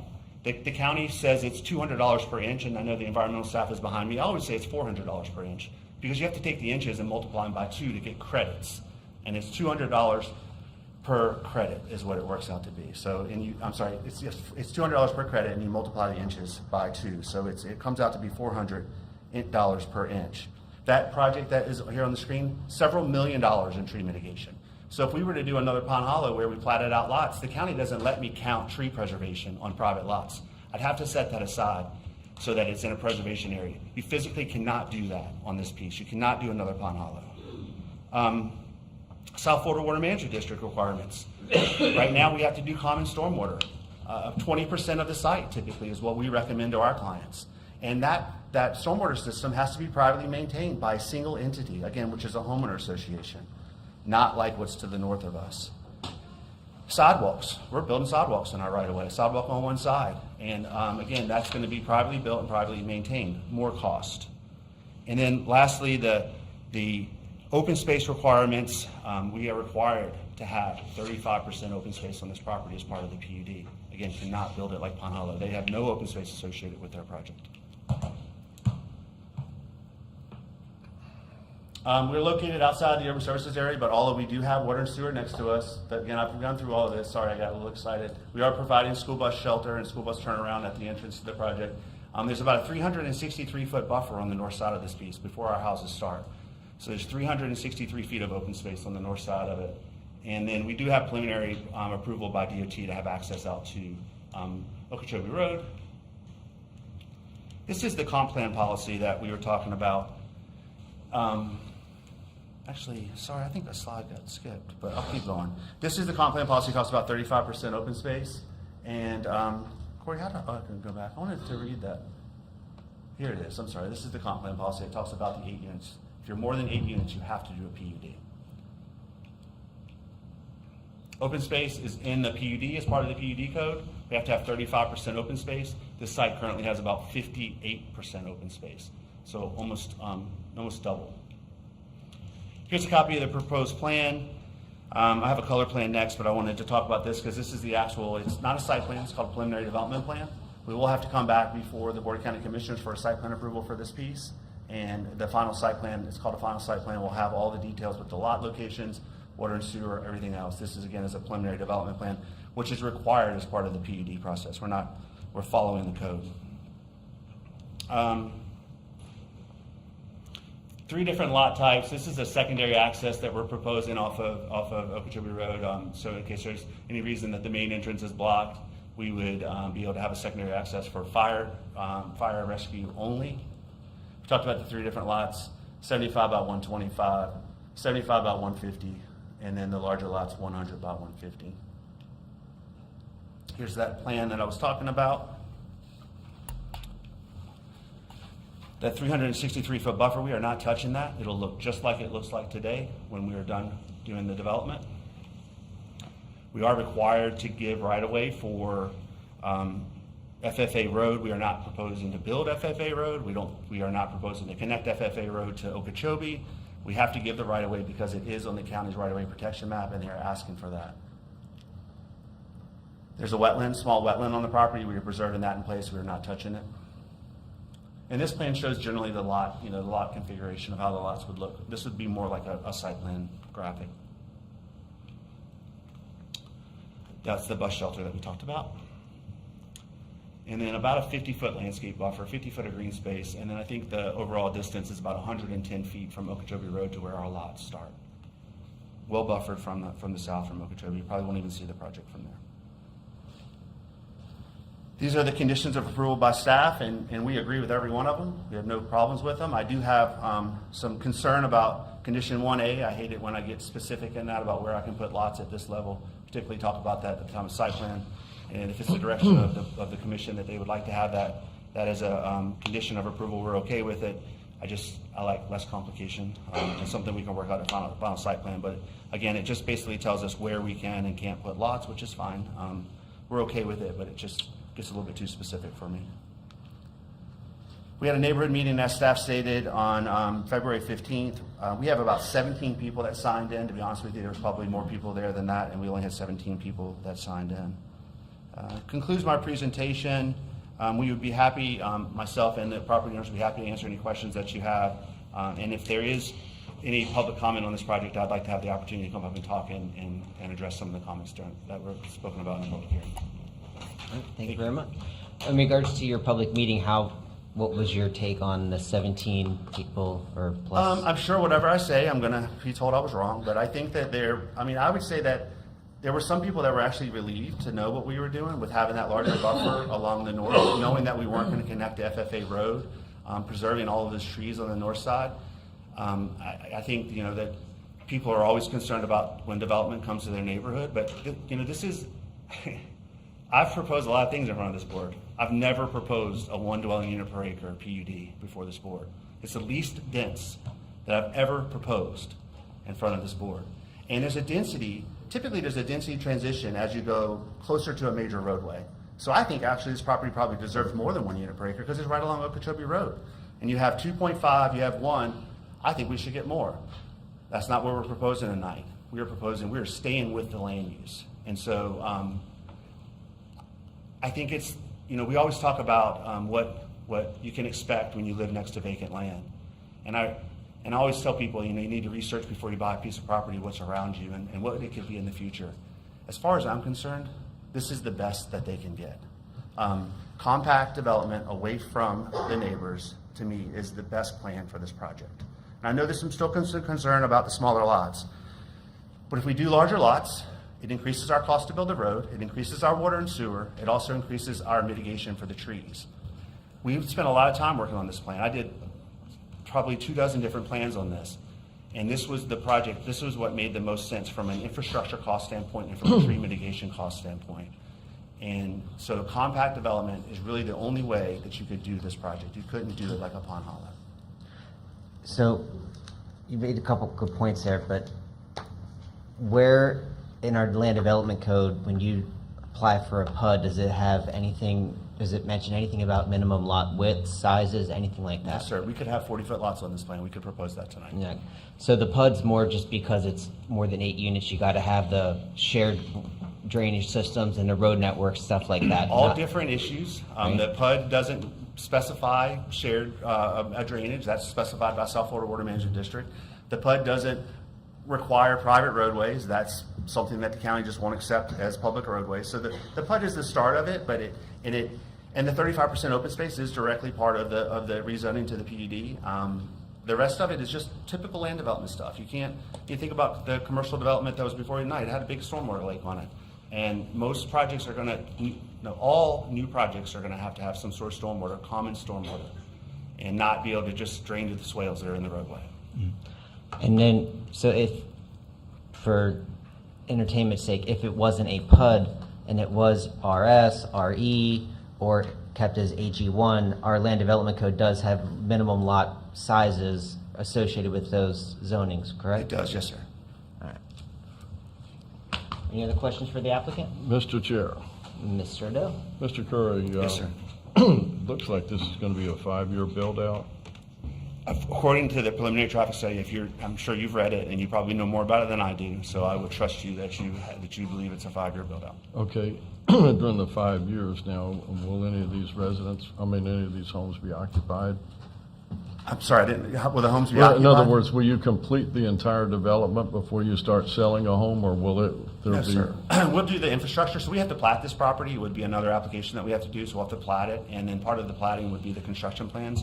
And either we'd build all the infrastructure and then plat it, or we'd bond it and plat it and then build it. But yes, sir, it'll all be built. The infrastructure will all be built at once. And then we're not sure how we're going to build the homes. We don't know if we're going to sell it to one home builder or if we'll allow multiple home builders to come in. We don't know exactly, but it will all be built at one time. All the infrastructure will be built at one time. All right, so staff, can we pull up a screenshot here that would show the traffic pattern?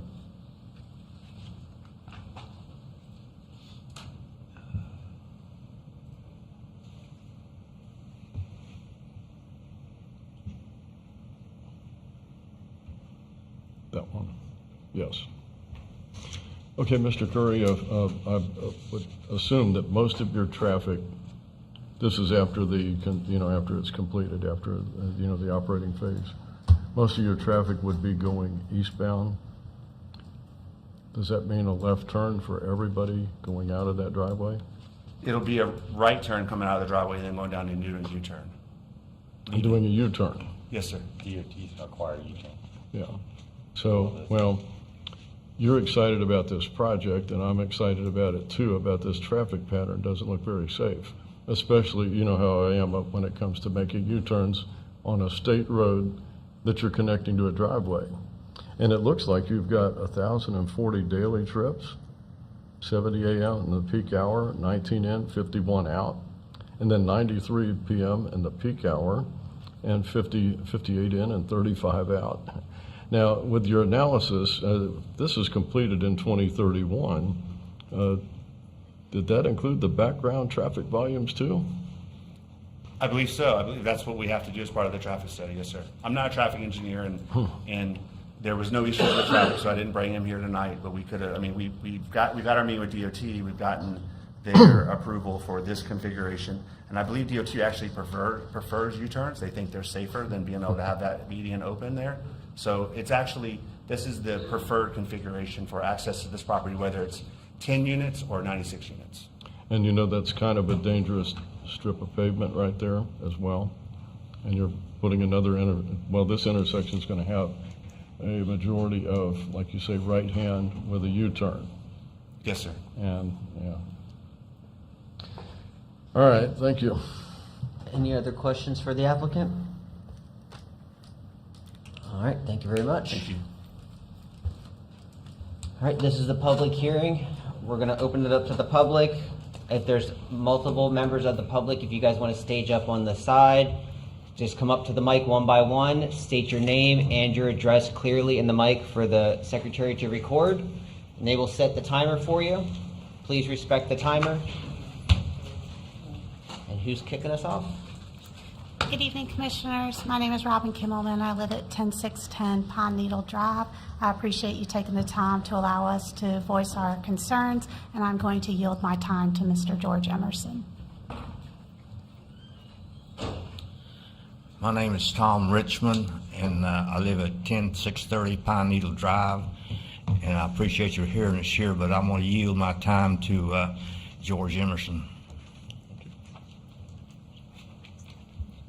My name is Pete McLeod. I live at 10642 Pine Needle Drive, and I also will yield my time to George Emerson. My name is Paula Beaton. I live at 10680 Schwab Road, and I defer my time to George Emerson. My name is Stephanie Kimmelman. I live at 10619 Pine Needle Drive. I will yield any remaining time I have. I just want to say quickly thank you, Mr. Lowndes and everyone. I was part of some individuals that went door to door to 4 streets on Pine Hollow, and not one of the 111 people that I was able to speak to were opposed. Only 5 houses on those streets were unreachable. So I found no one in our entire neighborhood that wants this. Thank you. Good evening, Mr. Chairman, members of the board. For those of you who don't know me, my name is George Emerson. I live at 2375 Jernigan Road in Fort Pierce, Florida, where I've lived for 30 years. It's in the AG 2.5 zoning district. And I do have to say that I know many of the people in the audience here. I've worked with Corey and know his family, and worked with Brad and know him and his staff and other developers because I worked for the county for many, many years. In fact, I served on the Board of Adjustment for 10 years, listening to similar things that you've been listening to for a while as well.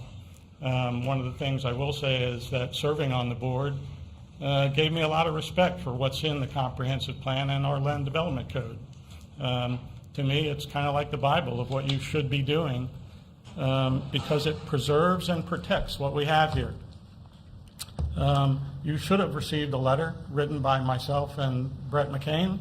I think it laid out the case fairly strongly, but you should have also received a petition signed by the property owners in Pine Hollow and Fort Pierce Gardens. So I'm here tonight on their behalf representing 178 property owners who own 116 properties directly north of the proposed project. They asked me to come here tonight and go over elements of the letter. I won't read verbatim the letter that you all have in front of you, but I will go over some highlights and compare it to some things that staff said and some board members said. As you're aware, the property, its current zoning is AG 2.5 and its future land use is RE. I know staff looks at projects and they look at the benefits of altering it to a PUD and how it would conform to those requirements. But us, in our neighborhood, we look at the value of what we have and what we want it to be. And we take our cues from what it says in the Land Development Code and the Comprehensive Plan. What it says in the future land use element of and the objectives and policies goal 1.1, it promises to ensure the highest quality living environment possible through a mixture of land uses reflecting the needs and desires of the local residents and how they want their project or properties or communities developed. Well, I can tell you there's 178 owners who don't think this property conforms to the spirit and intent of the comprehensive plan because it creates an incompatible land use and is not similar to ours. In our area, the character of our area is, like Mr. Lowndes said, agricultural. There's nothing like this, nothing like this. North of Okeechobee Road and west of Gentile Road, nothing. There is water and sewer, but if you followed that logic, there's water and sewer all the way down Okeechobee Road, all the way to the fairgrounds, and everyone who wants to PUD Old Grove property would then say, oh, but there's water and sewer, so we have to hook up to it. It doesn't make a lot of sense if you're trying to preserve and enhance the agricultural aspects that the Land Development Code and the Comprehensive Plan promise to protect. Either of the uses that it currently has or its future land use, however, it would be consistent with the established development patterns. The neighborhoods around that area are 1 acre, 2.5 acre, 5 acre, 8+ acre agricultural and large lot residential. That's what they are. If you want to be that, great, come on in. Because everything, as Mr. Lowndes said, bounded by that area is that. There's very little AG 2.5 left. If you put up that map and you show the zoning, AG 2.5, what's there now is it, and it's not a lot. It's a buffer area, a transitional area between residential uses and agricultural, heavy agricultural uses. You rezone this property, you take away the buffer. I don't care how much buffer you create by landscaping and others. The buffer is the zoning itself, AG 2.5. Make it something else and you take that away. Collectively, our needs and desires of the local community, they mirror the spirit and intent of the Comprehensive Plan and the Land Development Code. We do not want compact or higher density that's non-agricultural or non-RE or urban sprawl creeping west and bypassing or extending the urban services boundary. This property is outside the urban services boundary. That's in staff's report. It's in multiple places in staff's report. This property or this project is outside the urban services boundary. It's not Creekside. Creekside's in. This is out. We do understand that a PUD offers local planners and developers greater flexibility in minimizing incompatible or negative aspects of development while potentially maximizing the use of any given property. But these objectives should not supplant and destroy the defining characteristics of an area's current zoning or future land use. There's a place for everything in the county. Agricultural, all the different zonings, even PUD. But this property is not where a PUD belongs. And we do have a concern, we share a concern, and what you do here tonight, in our view, is going to set a standard. I know Mr. Benton said every project's viewed based on its merits independently. But if you approve one, everybody's going to come in and try it after. And we're concerned that the parcels around there, around this property and around in our area, the AG 2.5, which has a water main and sewer main out on Okeechobee Road, could follow suit and try to do the same thing. Now, they'd have to go through an extensive process, yes, but you're opening the door. And perhaps the biggest concern is just that we already mentioned, the urban services boundary and the provision of water and wastewater. I'm going to go real quick to staff's report, because Mr. Lowndes' staff answered your question. They actually did. If you go into the staff report on page 10 in section H, staff says this. It admits, section H anyway, I'll read it. Section H says, whether and the extent to which the proposed amendment would result in an orderly and logical development pattern, specifically identifying any negative patterns or negative effects of such patterns. That's the broad topic. Then staff says the proposed parcel is located outside of the urban services boundary, but they also say, notwithstanding the above, it's the last section of that paragraph on page 10, notwithstanding the above, the introduction of centralized utilities and more compact development patterns outside the urban services boundary raises considerations regarding long-term growth management and the potential for incremental expansion of urban development patterns into rural areas. Staff is telling you already it could be problematic. And that's what we're concerned about.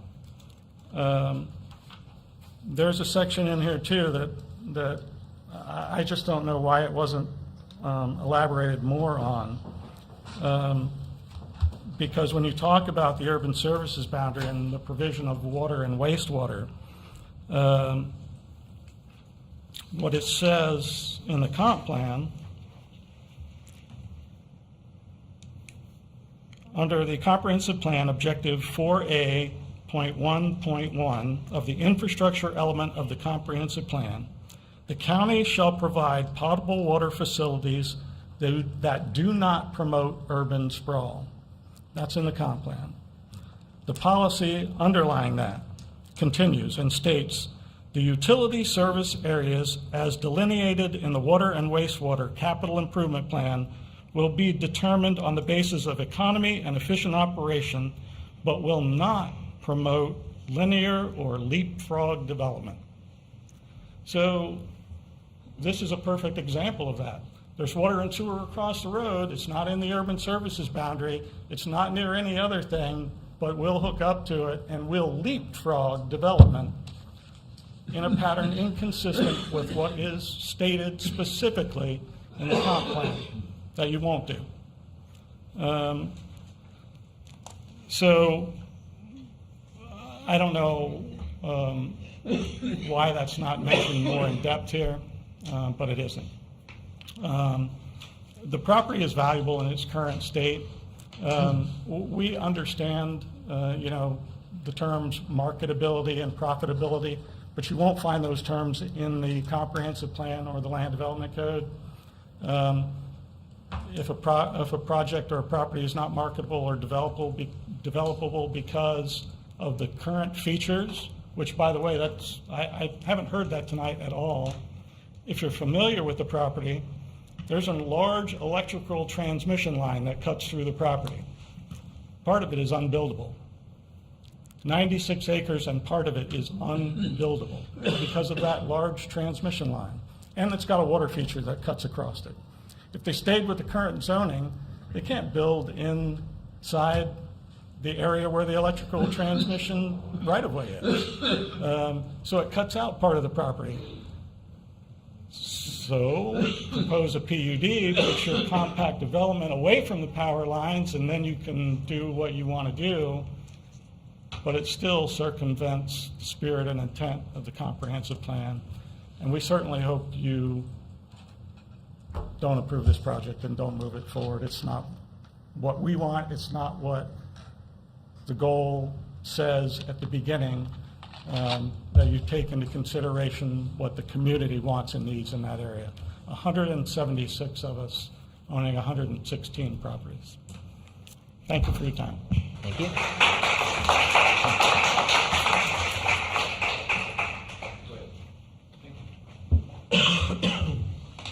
Good evening, Commission. My name is Brett McCain, 10700 Schwab Road. The other author of that letter that was referenced in staff's presentation. And during public comment, I'm going to pare down some of my comments, save everybody some time, because some of them have been said, I think, very well. I think Mr. Emerson did a great job highlighting some conflicts with this proposed development, and that it does promote a logical or leapfrog development. I did want to note that the letter that you received, there are numerous points in that letter that conflict with staff's report, and I think you should take it into consideration. The justification letter supplied by the applicant did not provide nor consider any reasons to justify this rezoning. I read it multiple times. It doesn't say anything in there. Mr. Curry's presentation alluded to some of those things. It was cost. It's too costly for tree mitigation. You know, it's too costly for the 8 lot caps. But that all should have been found out during due diligence processes. You know, it shouldn't be anything that the community should have to pay for. Properties with the small lot sizes like this PUD significantly underperform in the real estate market compared to larger lot sizes of the 1 dwelling unit per acre that the residential estate land use category is intended for. For example, real estate transactions in the Pine Hollow development to the north of the subject property over the past 12 months yields an average transaction of around $284 per square foot. These are the 1 unit per acre. For comparison, in the transactions in the Creekside Phase 1 development sell around $183 per square foot during the same time period. These are the small lots, like the subject application. Adjusting for the larger lot sizes for the extra land will leave these PUDs underperforming by about 10% to the market. So it does have an adverse impact on property values that I think this commission should take into consideration. Another item that hasn't been mentioned is on staff's report, page 15, it identifies the adjacent parcel to the west as the current land use as single-family homes. It's about 81 acres of land that's operating as an agricultural operation. It currently has cattle on the property that's fenced in and grazing. It also has an agricultural exemption. I think that's important to highlight, not a typographical error. It may have been a typographical error, but I think it's important to Mr. Lowndes' comment earlier and Mr. Emerson's comments, right? This is the character of that area. You know, it's rural, it's agricultural based, you know, and squeezing in 15,000 square feet, 9,000 square foot lots is inconsistent, incompatible, and illogical development. So I would hope that this commission would understand the facts that are with this application and that everybody is presented to you, and consider denying the application and let them develop under the current land use and comprehensive plan. Thank you for your time. Thank you.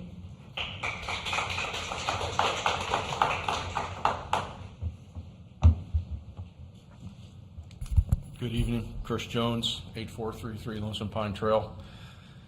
I was here a while back when they wanted to shove a bunch of homes behind my house.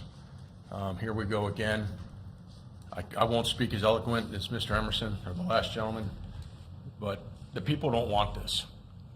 Now that I'm retired, I probably spend way too much time on social media and stuff. People are tired in this state period of development. You know, instead of us being like we already are and being followers to the rest of the state, why don't we be a leader? And let's have a more responsible development. You know, my head's not stuck in the sand. I know we can't stop it, but we can do it more responsible. And like they said, this is the character. My parents moved here and moved us here in '82 from South Florida because it was becoming a rat race down there. You know, they moved out to Coolidge Road, which is out west of Kings Highway. When I moved out of the house, I couldn't afford out west of town, but that was one of my goals, was to get back out west of town to have that rural character. And then now to see every time I turn around, another subdivision. You got Creekside. They're developing something just west of Creekside. They don't even have any houses yet. You know, how many people do we need along Okeechobee Road? You know, granted, I know we can't stop it, but please, let's be responsible about it, and let's keep the zoning the way it is.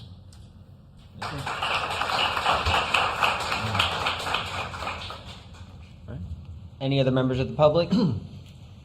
Seeing none, we'll close public comment. Mr. Curry, come on up and rebut. Well, I was excited, now I'm frustrated, but that's another matter. I did want to mention that the petition that Mr. Emerson talked about, just want to make sure everyone's aware that when he went door to door and when the other gentleman, I didn't write his name down, Brett McCain, I think was his name, went door to door. They had 2 petitions with them. I don't know if you guys knew that or not.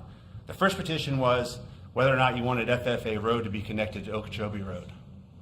And people were like, no, we don't want FFA Road connecting. And then they slipped in the second petition, which was for this project along with that. So there were 2 separate petitions that were done when people came to the door. All right. Well, that's my understanding of what happened. I have, believe it or not, I have some friends that live in the neighborhood, and that's what I was told, is that there was 2 petitions circulated. So maybe that's wrong, but that's what I was told. Corey, go back to the urban services map for a second. Corey and Tom. Now, I try to keep up with what's happening in county government. Corey, do you know if there's any plans to extend the urban services boundary in this area where we are right now? Has the county talked about that ever? Chair Benner, members of the commission, as you may recall, back in 2022, when the urban service boundary modification was before this body and inevitably acted upon by the Board of County Commissioners, there was a consideration of whether the USB line should be extended along a line parallel or equal to Shin Road, essentially north all the way to Indian River County. Staff expressed caution as to the potential development impacts, some of the guarantees or suggested assurances that a property within the urban service boundary may have, or whether it's now or 10, 20 years from now. But also some of the potential obligations of St. Lucie County as it relates to allocating resources and investing in public facilities in the urban service boundary, such as parks, schools, libraries, roadways, you name it. The comprehensive plan amendment that was adopted in 2022, it established the lines as you see today. But the modification that's visible today is actually south of Midway Road and west out toward the fairgrounds. The lands north of the yellow line indicated with the red shading, they were entered into what's considered an urban service boundary expansion boundary study area that identifies, periodically the goal to evaluate whether or not there's demands or need for the county to expand that urban service area. As of the most recent evaluation, staff and our data suggest that we have adequate land inside of the urban service boundary that's been undeveloped to support residential development demands, commercial, non-residential, job growth, employment for the foreseeable planning horizon. Therefore, there's not been any initiatives to expand the urban service boundary further.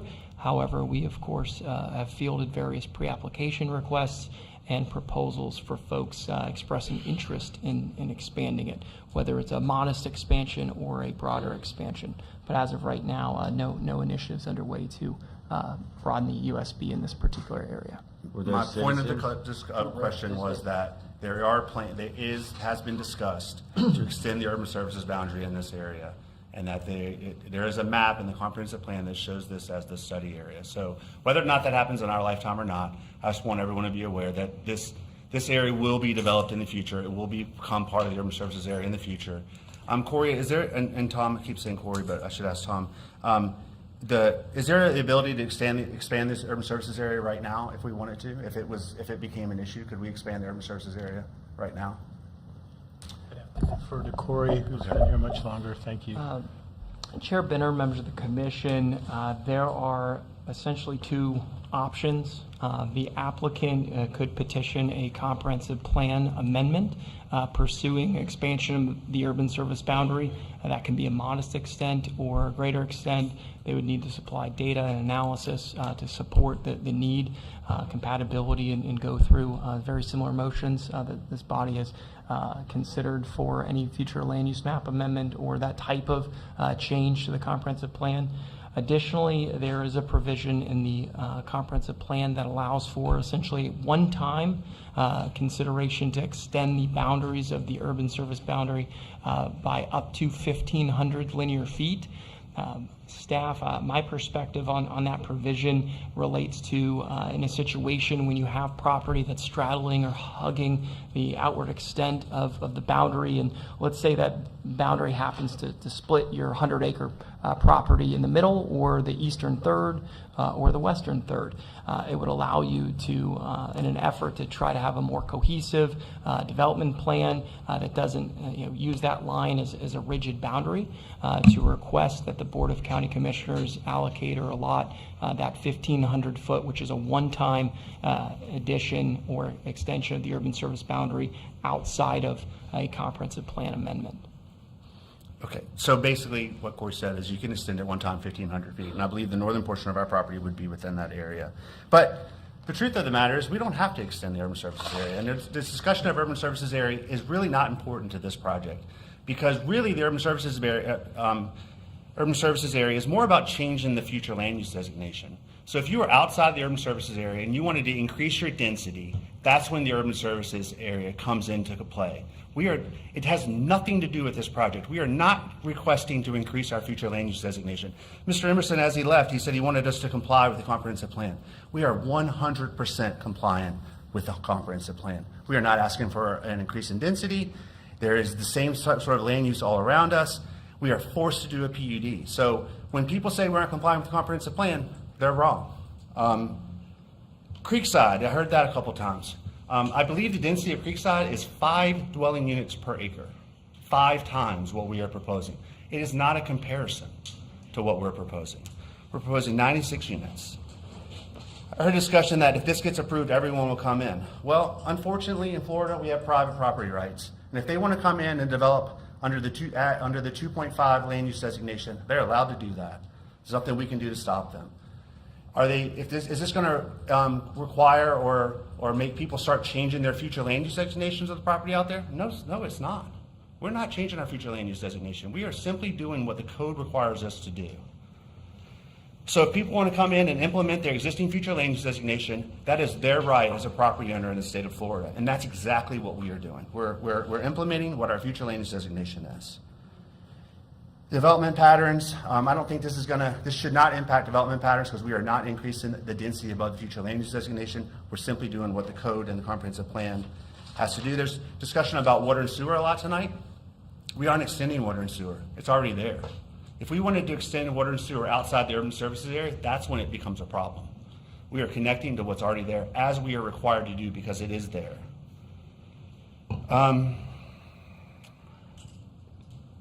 The current zoning, we heard that a lot in these the comments from the public that we need to stay with the current zoning.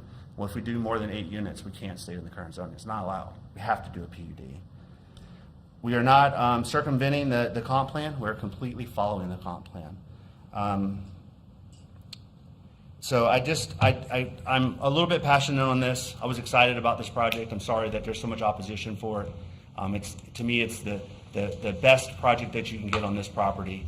And if this is unacceptable in St. Lucie County, then I dare to say that St. Lucie County is closed for residential development. And that's sad for me. I don't want to see that. So please let me know if you have any questions. Thank you. Thank you. Chair, I got a couple for staff first. Mr. Chairman.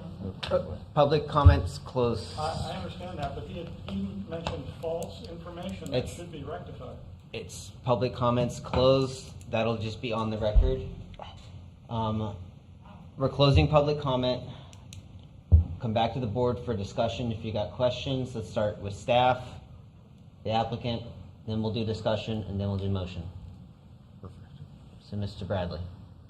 Real quick, I'm just gonna not beat on this too long.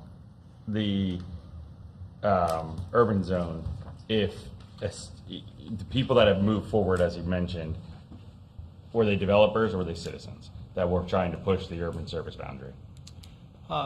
Chair Benner, Commissioner Bradley, the majority of proposals, I would say, are folks with speculative land development. They could be individuals, but ownership of 100+ acres of land. Developed. There are some smaller areas, maybe 20, 25 acres of land up in North County in the TVC. Of course, as we've talked about, the TVC differentiates the USB with different application options near Emerson Avenue, where folks have looked to pursue modest expansions of the urban service boundary. But it's safe to say large majority are speculated owners and or developers. I think that's fair. Okay. And then if that ever came forward, it would have to go through this board and the county commissioners be voted on, correct?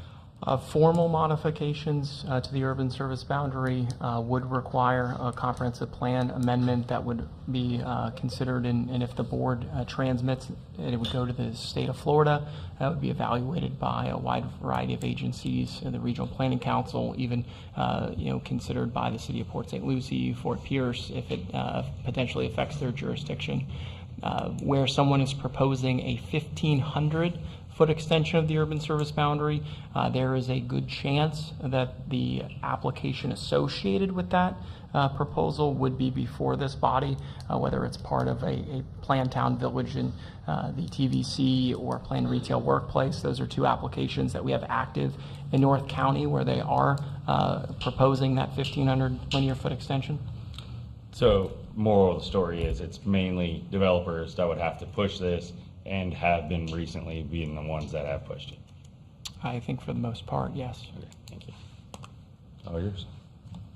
I got a couple questions. So the fact that more than 8 units has to be a PUD, and the fact that it's going to be a private road network, stormwater storage, things like that, is the thinking behind making it a PUD because that's the best way to share those costs and make any type of development more than 8 units make sense? Chair Benner, members of the commission, I'll touch on that in a few different ways. The county's comprehensive plan several years ago had a very similar line across multiple land use categories. Some of our agricultural land use categories basically suggested that any residential development proposals of 8 units or more had to go through the plan unit development process. One argument is to what you've stated. If you're carving up agricultural 2.5, agricultural 1, or agricultural 5 land into individual tracts, even if you had 500 acres, you could yield 100+ units in the Ag 5. And so the plan development process allowed for more intricate consideration of environmental assets on the property, needed infrastructure, routing of traffic, how many septic systems you would have across that property, whether they needed to propose their own package plant, roadway facilities, street lights, different things as you have more robust residential development. Over time, the comprehensive plan, there were line text changes, and the agricultural districts or categories that used to have that 8-unit threshold now have a 45-unit threshold. So if somebody is proposing a development out in the Ag 5 category on 1,000 acres, if they're proposing more than 45 units, they would have to propose it in a planned unit development process. There were prior projects, toward the Carlton Road area, Germany Canal, that vicinity that had been brought forward years ago. We have a couple pocket planned unit developments. I know Mr. Miller, that area, some ranchettes, but not too many that have proposed smaller lots. Now, to build on that, because the comprehensive plan, the residential estate land use category has been referenced this evening, and that's where the line of any proposal for 8 units per acre, or sorry, 8 units, or sorry, more than 8 units requires the PUD. There is the provision that the RE designation is intended for large lot, single-family detached residential dwellings at a density of 1 unit per gross acre. So it does, although our PUD doesn't have any minimum lot size standards for single-family homes that you should set as the floor, the comprehensive plan is referencing this area as supporting large lot. Now that almost the precise language is also in our residential suburban land use category, which is up to 2 dwelling units per acre, where it states the residential suburban designation is intended for large lot, single-family residential dwellings. So large lot is that question and that layer that could be peeled back. For the residential estate land use, as we've talked about, to rezone, to have more than 9 units per acre planned development, no specific minimums. If you were in the residential suburban land use category that has that same reference to large lots, the zoning district outside of a PUD that you could propose in the RS, the smallest lot size that the RS2 zoning district, which is compatible with the RS, also has the reference to large lots, would be 15,000 square feet. So that's just context to highlight. Okay. So the RE, there's no minimum lot size or width or anything referenced in that at all? No, Chairman. Just the qualitative reference of intended for large lot. I mean, and as a planner by profession, estate typically is bigger than like RS, right? Estate That's is correct. usually like acre, bigger properties. I think it's challenging to pinpoint set that minimum at an acre. We have developments that I would point to that are on that transition or that verge of a state. Thinking they're in the urban service boundary. I think about Winding Creek on the east side of 25th Street. I think most of those lots are probably 120 to 130 foot in width. Oak Alley on the west side, they're maybe more compact than your traditional estate lot, but they're starting at 100-foot width and depth probably of 130 feet with preservation easements. Southern Oaks is probably in that ballpark. But so basically in excess of 15, if RS is 15,000, estate should logically be bigger in your professional take on it. If you're correlating some of the lines in the comprehensive plan to some of the minimum criteria outside in the land development code, I think that 15,000 square foot threshold is worth zeroing in on. Of course, the PUD, that's where some of the trade-offs come in of preserving land untouched, native trees that would be uncleared, unimpacted under potentially conservation easement or dedicated tract that help offset more compact lot sizes or efficient use of infrastructure. And again, as we've talked about, outside of the urban service boundaries, there's no requirement if you're developing at 1 dwelling unit per acre to have central water and wastewater if you can meet the health department and state standards for siting of septic systems. So that's one of the benefits that staff's acknowledge with this proposed PUD is you have clean potable water, you avoid those additional septic systems, but definitely consideration of the standards of review for creating an orderly and logical development pattern, compatibility, and whether the plan complies with the comprehensive plan, which is suggesting this category is intended for large lot single-family development. And a member of the public mentioned that part of this land is under the power lines, and with the pond and stuff like that probably isn't buildable. Just because a property has certain units designated to it doesn't mean it's going to always get approved to its maximum density, correct? Chair Benner, members of the commission, I think that is a fair assessment. Whether we're talking about some lines in the county's code that references the potential to reduce below the maximum density, where there's environmental impacts, there's engineering design standards, whether that's stormwater or public facility impacts that warrant a reduction below the maximum. But again, the design that you're considering, that's the value of bundling a plan development is you see the design, the intent. what are the standards that the community would set? And that's why we're in this public forum, for this body to consider the plan that's before you, any pros, cons, referring to standards, and when offering a recommendation to the Board of County Commissioners.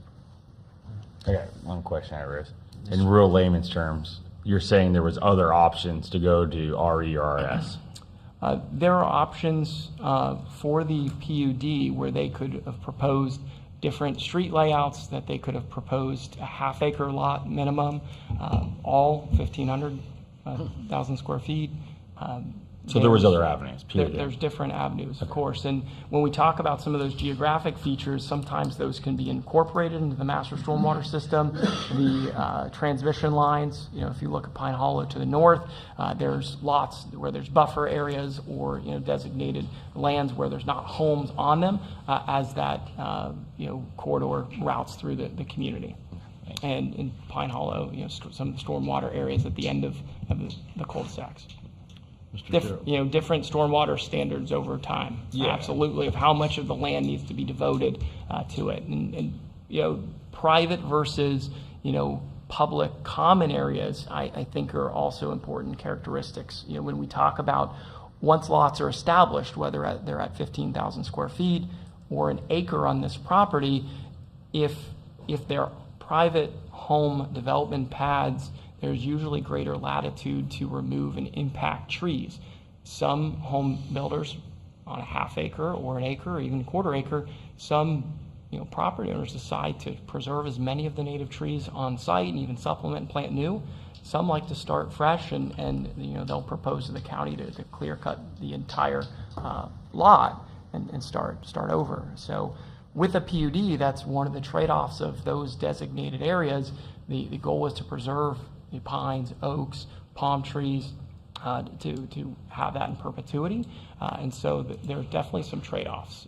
As lot sizes increase, yes, you're commanding a higher sale price of the lot. You're providing more space, potentially more setbacks. If there are guest homes, more room for that, parking of cars. Maybe somebody wants a detached garage, a shop, or things like that. But you then start infringing upon some of those lands set aside that serve as buffering and untouched native areas. Mr. Doe? Mr. Benton, at the proposed driveway site here at Okeechobee Road, what's the speed limit? We can take a look, but it's probably in the 55 miles per hour range. 55 or 65? Not 65. 55? We'll double check. Okay, well that's... Not saying folks don't drive 65. But yeah. I believe it's Florida, it transitions down as you Nobody drives get toward No, they don't. Right. But can you imagine 1,040 daily trips, most of those making a right turn and then a U-turn in front of that traffic? Thank you. That's good enough. Any other questions for staff? Any direct questions to the applicant? Any discussion? I can give my 2 cents. I can give mine too. I think there's a couple good points that got brought up. I mean, when Mr. Curry was up, he said that it's up to homeowners to do their due diligence and investigate what can be built around them and know how that could impact the values and things like that. Same thing I think can be said about this subject site, being that yes, it's future land use has 1 unit per acre, and I appreciate they're coming in and not trying to increase density, but knowing that the lot sizes of all the properties to the north of Okeechobee Road, the character of the community to come in with lot sizes at 10 to 15,000 square feet doesn't keep that character. And if there's inefficiencies on the site that's going to keep you from having estate-sized lots, which to me would be the next size up above an RS lot of 15,000 square feet, then that should have been taken into account when the purchase price was agreed upon during due diligence. If the cost of running water and sewer lines is more expensive because your lot sizes are bigger, that's going to transition, even at 15,000 square feet, would transition them from a higher density, smaller lot to the bigger lots to the north and surrounding lots. But to come in and ask for lot sizes that are like RS4 or RS5 size lots, to me, just doesn't keep to the character of the community. And if the cost to run water and sewer lines to bigger lots is too much, that's something that should have been taken into account during the due diligence period. It's not, I don't believe it's planning and zoning or our county's job to make to approve small lot sizes for shorter utility runs and roadways because they cost money to help make a site profitable to the landowner or developer. I think it's the burden of the developers and the plans they bring forth to make a plan that does conform and not just density, but also lot sizes. That's the biggest thing, is lot sizes matter. And when you look at RS2 is 15,000, and an estate should logically, there's nobody that I think logically would say an estate is smaller than that. Coming in with RS4 size lots just isn't it doesn't logically follow. So I'm not on board with it at all based on that. I think you said a lot of things I wrote down. Just because they entered a lot purchase at a certain price doesn't mean we have to give up to make their deal. I go back, there was a developer in Tradition. They did the same thing with PSL, but then they pulled up in all their Bentleys, Rolls Royces, and then they give $1 million heart. But at the same time, it's all on taxpayers' back. One thing I do want to say to a lot of the citizens is I'm glad you showed up, okay? But I will tell you, evolution's going to happen. Me and Brad have battled. If you ever watch any of the other things, me and him have battled a lot. I applaud him for bringing something that isn't 30, 40 feet. I think he's close, but I do agree with what Ryan said. I live in a neighborhood like yours. I get it. I got townhomes going up. So it could be worse. It could be a lot worse. I got a 3-story apartment complex. I have 240 townhomes in the middle of a 20 to 1 acre parcel neighborhood. So it could be worse. But if you don't show up, if you don't push back, if you don't voice your opinion, nothing's going to happen. So I applaud you for coming up. Brett, I applaud you for bringing something that's a little bit better. I just wish it was in a little different neighborhood. Really wish it wasn't against acreage, and I would hate to see the gateway of what PSL has done running westward. That's my bet. If this was in the urban service boundary, I'd be all for it. Yeah, it's just the fact that it's out and around the acreage ones and backs up to them. I think we need more suburban neighborhoods in suburban areas. Any other discussion or motion? Yeah, Mr. Chair. Mr. Adele. Obviously, this project lacks a safe traffic pattern. Again, I mentioned my concerns. It also lacks continuity with the neighborhood. And one of our main goals here, this board, is to preserve the quality of life for our residents. Therefore, I motion to deny.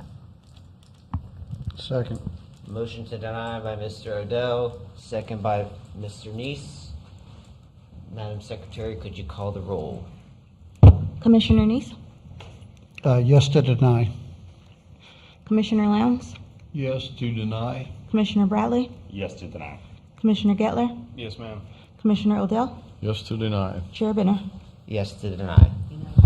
So again, we are just a recommending body. This will still go to the board. Make sure you guys show up.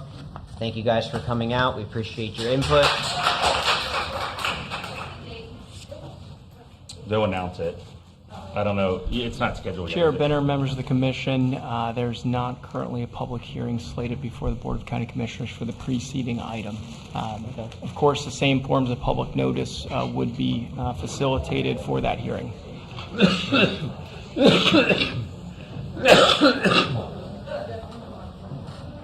Next up.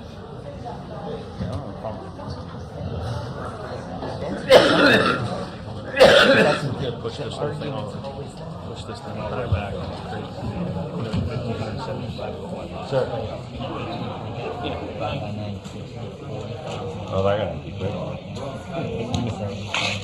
Yeah, whatever you got. Oh man, you got hand sanitizer? So what, you got hand sanitizer? Thank you. You're welcome.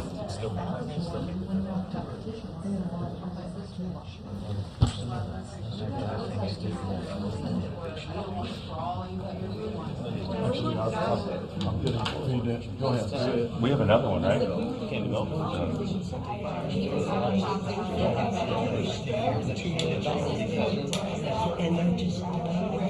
Yeah.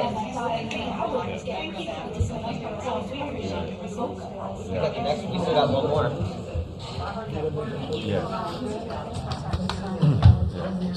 You got it. All right, we still got one more agenda item to get through. No problem. Thank you guys for coming out. Staff, are you ready for the next item, 9E? Absolutely. We have Donna Arellano, the Planner 2 with our team, here to present the proposed PUD known as 322 and 340 Kitterman Road, east of US Highway 1.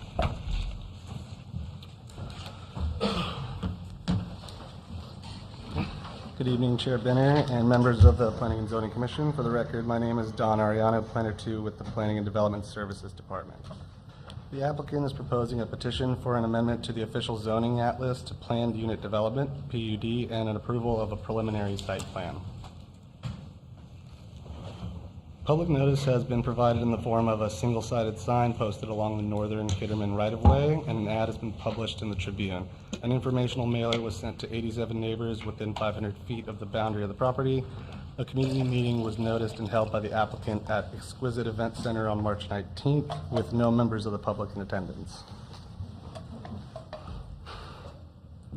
The 19.65 acre site is located on the north side of Kitterman Road, approximately a fifth of a mile east of South US Highway 1. The site is within the urban services boundary and served with capacity available for the proposed development by electric power from FPL, central water and sewer from Port St. Lucie, and natural gas from Port St. Lucie. The existing land use is RM, residential medium. Properties immediately surrounding include dedicated right-of-way and RM, residential medium to the south, and TU utilities, RM, residential medium, and COM, commercial farther west and to the east, RM and CPUB, conservation public. The current zoning for the 19.65 acre site consists of two parcels zoned multiple family, or residential multiple family 5 and residential multiple family 9. The proposed zoning for the site is PUD planned unit development. The property to the north is zoned utilities, U. To the west and east are zoned residential multiple family RM5, and the properties to the south are residential multiple family 9. The purpose of the planned unit development district is intended to achieve residential land development of superior quality through the encouragement of flexibility and creativity in design options. The preliminary site plan for the PUD consists of 117 townhome units, 4 dry detention tracts totaling 3.27 acres, providing an additional 0.71 acres of conservation easement and wetland buffer to the existing acre, which includes a 25-foot wetland buffer and conservation easement. The 117 units are spread among 18 buildings with different building types. There are 4 different building types, which are made up of 3 different lot type configurations. Of those 4 building types, 6 buildings contain 8 units, 1 contains 7, 7 contains 6 units, and 4 contain 5. A 0.55 acre neighborhood park is proposed within the southern portion of the site. 3 typical lot unit types are proposed, and buildings have a mixed configuration based on the unit type. Lot sizes vary between 26.5 and 37.1 feet in width.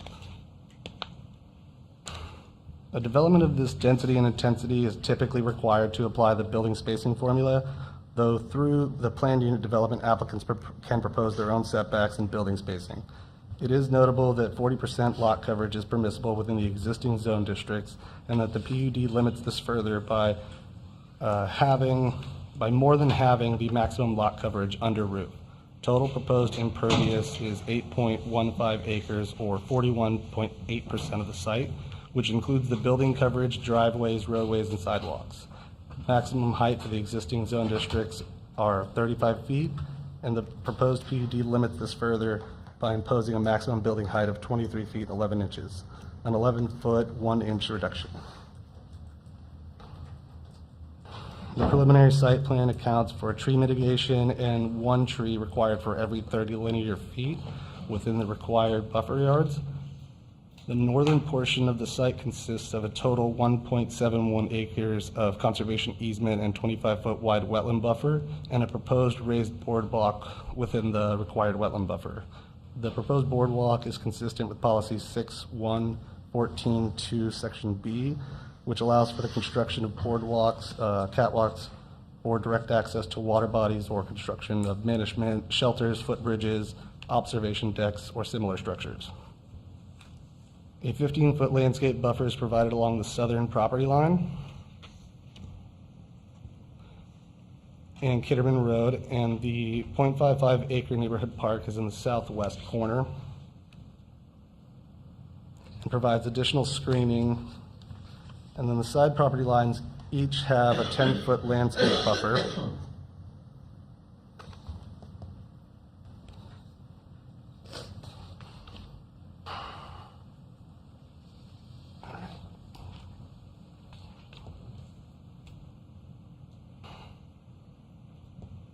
The westbound left turn lane on Kitterman Road provides 225 feet in total, including 175 feet of storage and a 50-foot taper, followed by an additional 80 feet of existing striping. However, it is recommended that the existing westbound left turn lane at US 1 in Kitterman be restriped to add approximately 50 feet of storage. The 2 crosswalks located west of the site connect the existing sidewalks along the north and south of Kitterman Road. One is located at the intersection of Kitterman Road and South US Highway 1, the other at the entrance of the Las Palmas subdivision. Staff encourages the applicant to consider providing additional off-site improvements within the final development plan to enhance the current pedestrian path by installing an additional sidewalk to the east and a crosswalk at the intersection of Kitterman Road and Leonard Road.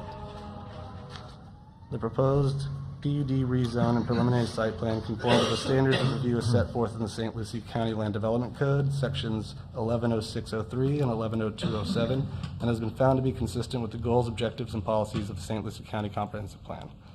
Staff recommends that Planning and Zoning Commission forward a recommendation of approval to the Board of County Commissioners to approve 322 and 340 Kitterman Road Planned Unit Development rezoning and the preliminary site plan subject to the following conditions. Site plan approval and finalized landscape plan consistent with LDC section 709000. Site plan approval and finalized tree survey and mitigation plan consistent with LDC section 605. They will need to convey 20 feet of right-of-way along the frontage of Kitterman Road. And the final development plan shall identify the placement of proposed site lighting, photometric plan illustrating location and coverage. Plat approval will be required prior to completion of required improvements, and the site development permit is required prior to performing any site improvement activities. Thank you very much. Do we have any presentation by the applicant? I believe we do. Good evening, Chair, members of the Commission. I'm Jared Purser with WGI, representing the applicant. I won't take up too much of your time. We do have a few slides if needed and a few members of our team here to answer questions, but just want to note that this is proposed fee simple ownership townhomes. We appreciate not everywhere is the right place for townhomes in the county, and we do feel that this is an appropriate location with the proximity to the commercial uses along US 1.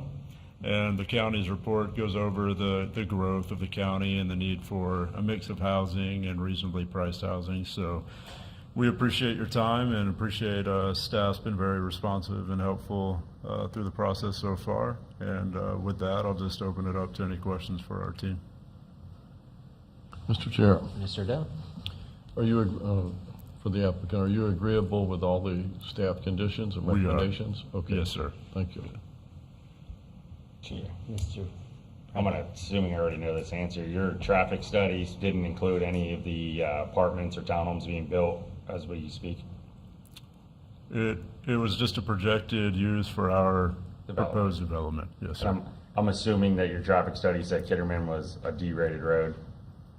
I'm not sure what the rating was. I'd have to defer to that report, but it did consider the existing traffic in the area. But they're not, what the point I'm trying to make here is you got about 500 units being built within about a mile and a half. Oh, okay. So Kitterman Road, which is a very poor road, that needs to be developed, I'm assuming you guys aren't, besides that little bit of turning space that I saw, you have no plans to widen or do anything.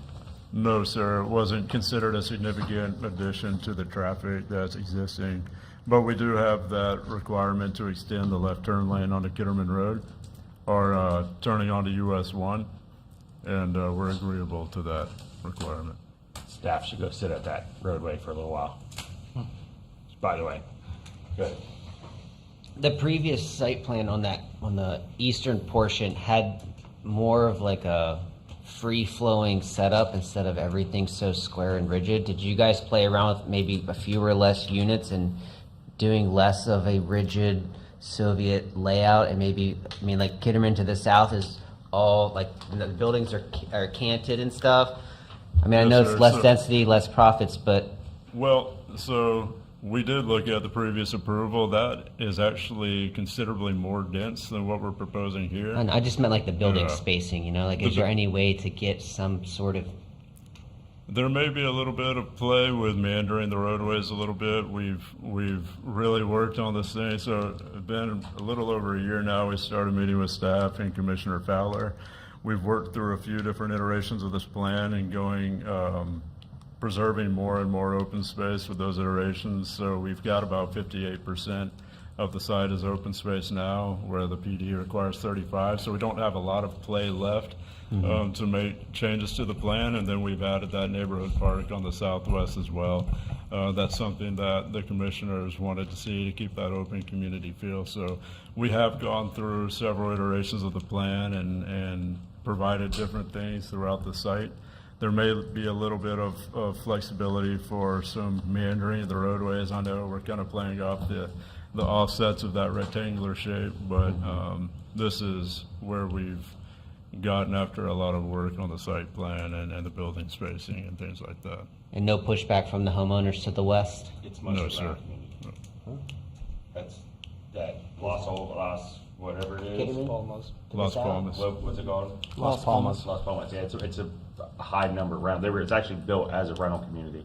Then a couple have sold here and there, and across streets Kitterman. So there's really no homeowners.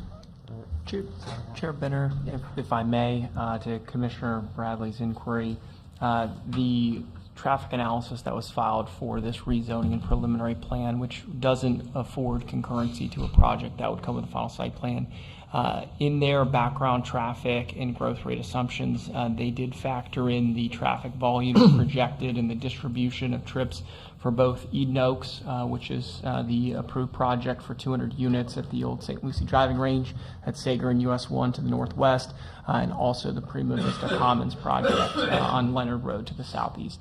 It doesn't appear that it factored in the Silver Oaks PUD, potentially because of how long that project has been approved or considered committed, or potentially due to its distance away.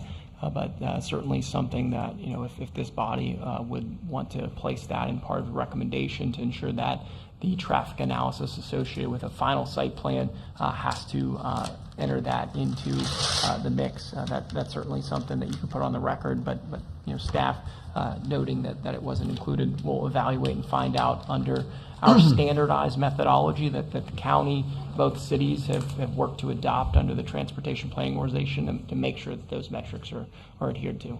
Yeah, 'cause the Silver Oaks, they are vertical now. So I mean, I get the PUD's old, but they have open building permits that are vertical. Understood. So, and then in that traffic plan, do they take in consideration school times?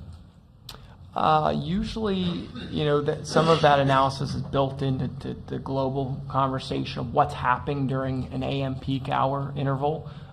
You know, the proximity to Savannah Ridge Elementary and its specific trips. You know, I think when they put, you know, trip capture strips on the roadway, that's you know, being locked in. But I don't think, you know, they're balancing the start time for that elementary school versus when they think owners of these townhomes are heading out specifically to go to work or school, daycare, you name it. I think it's all grouped in with that traditional AM peak hour. Usually schools release before PM peak hour. That, because, you know, if you go down at that corner, is dangerous anyways. But when you get to, which is from this distance, maybe half mile to that school has no turning lanes. They all sit on the middle of Leonard Road, north and southbound, to get into that school. Again, not that it's the applicant's issue, because obviously that's what they're going to think, and you know, that's what they're going to say, which I don't necessarily disagree. But as a county issue, right, we are opening up a can of worms to that, you know, US 1 and Kitterman to that school. And it is brutal, let alone if you're going to add another. What was the anticipated trips on theirs? Roughly 700 and change. Yeah, and then you're going to add another, how many from the apartments, and then another, how many from Silver Oaks? That corridor is about to get beat up pretty bad. So. Anything else from the board? All right, thank you very much. This is a public hearing. If there's any member of the public that would like to address the board on this agenda item, come on down now. Seeing nobody running to the mic, we will close public hearing. Come back to the board for discussion and/or a motion.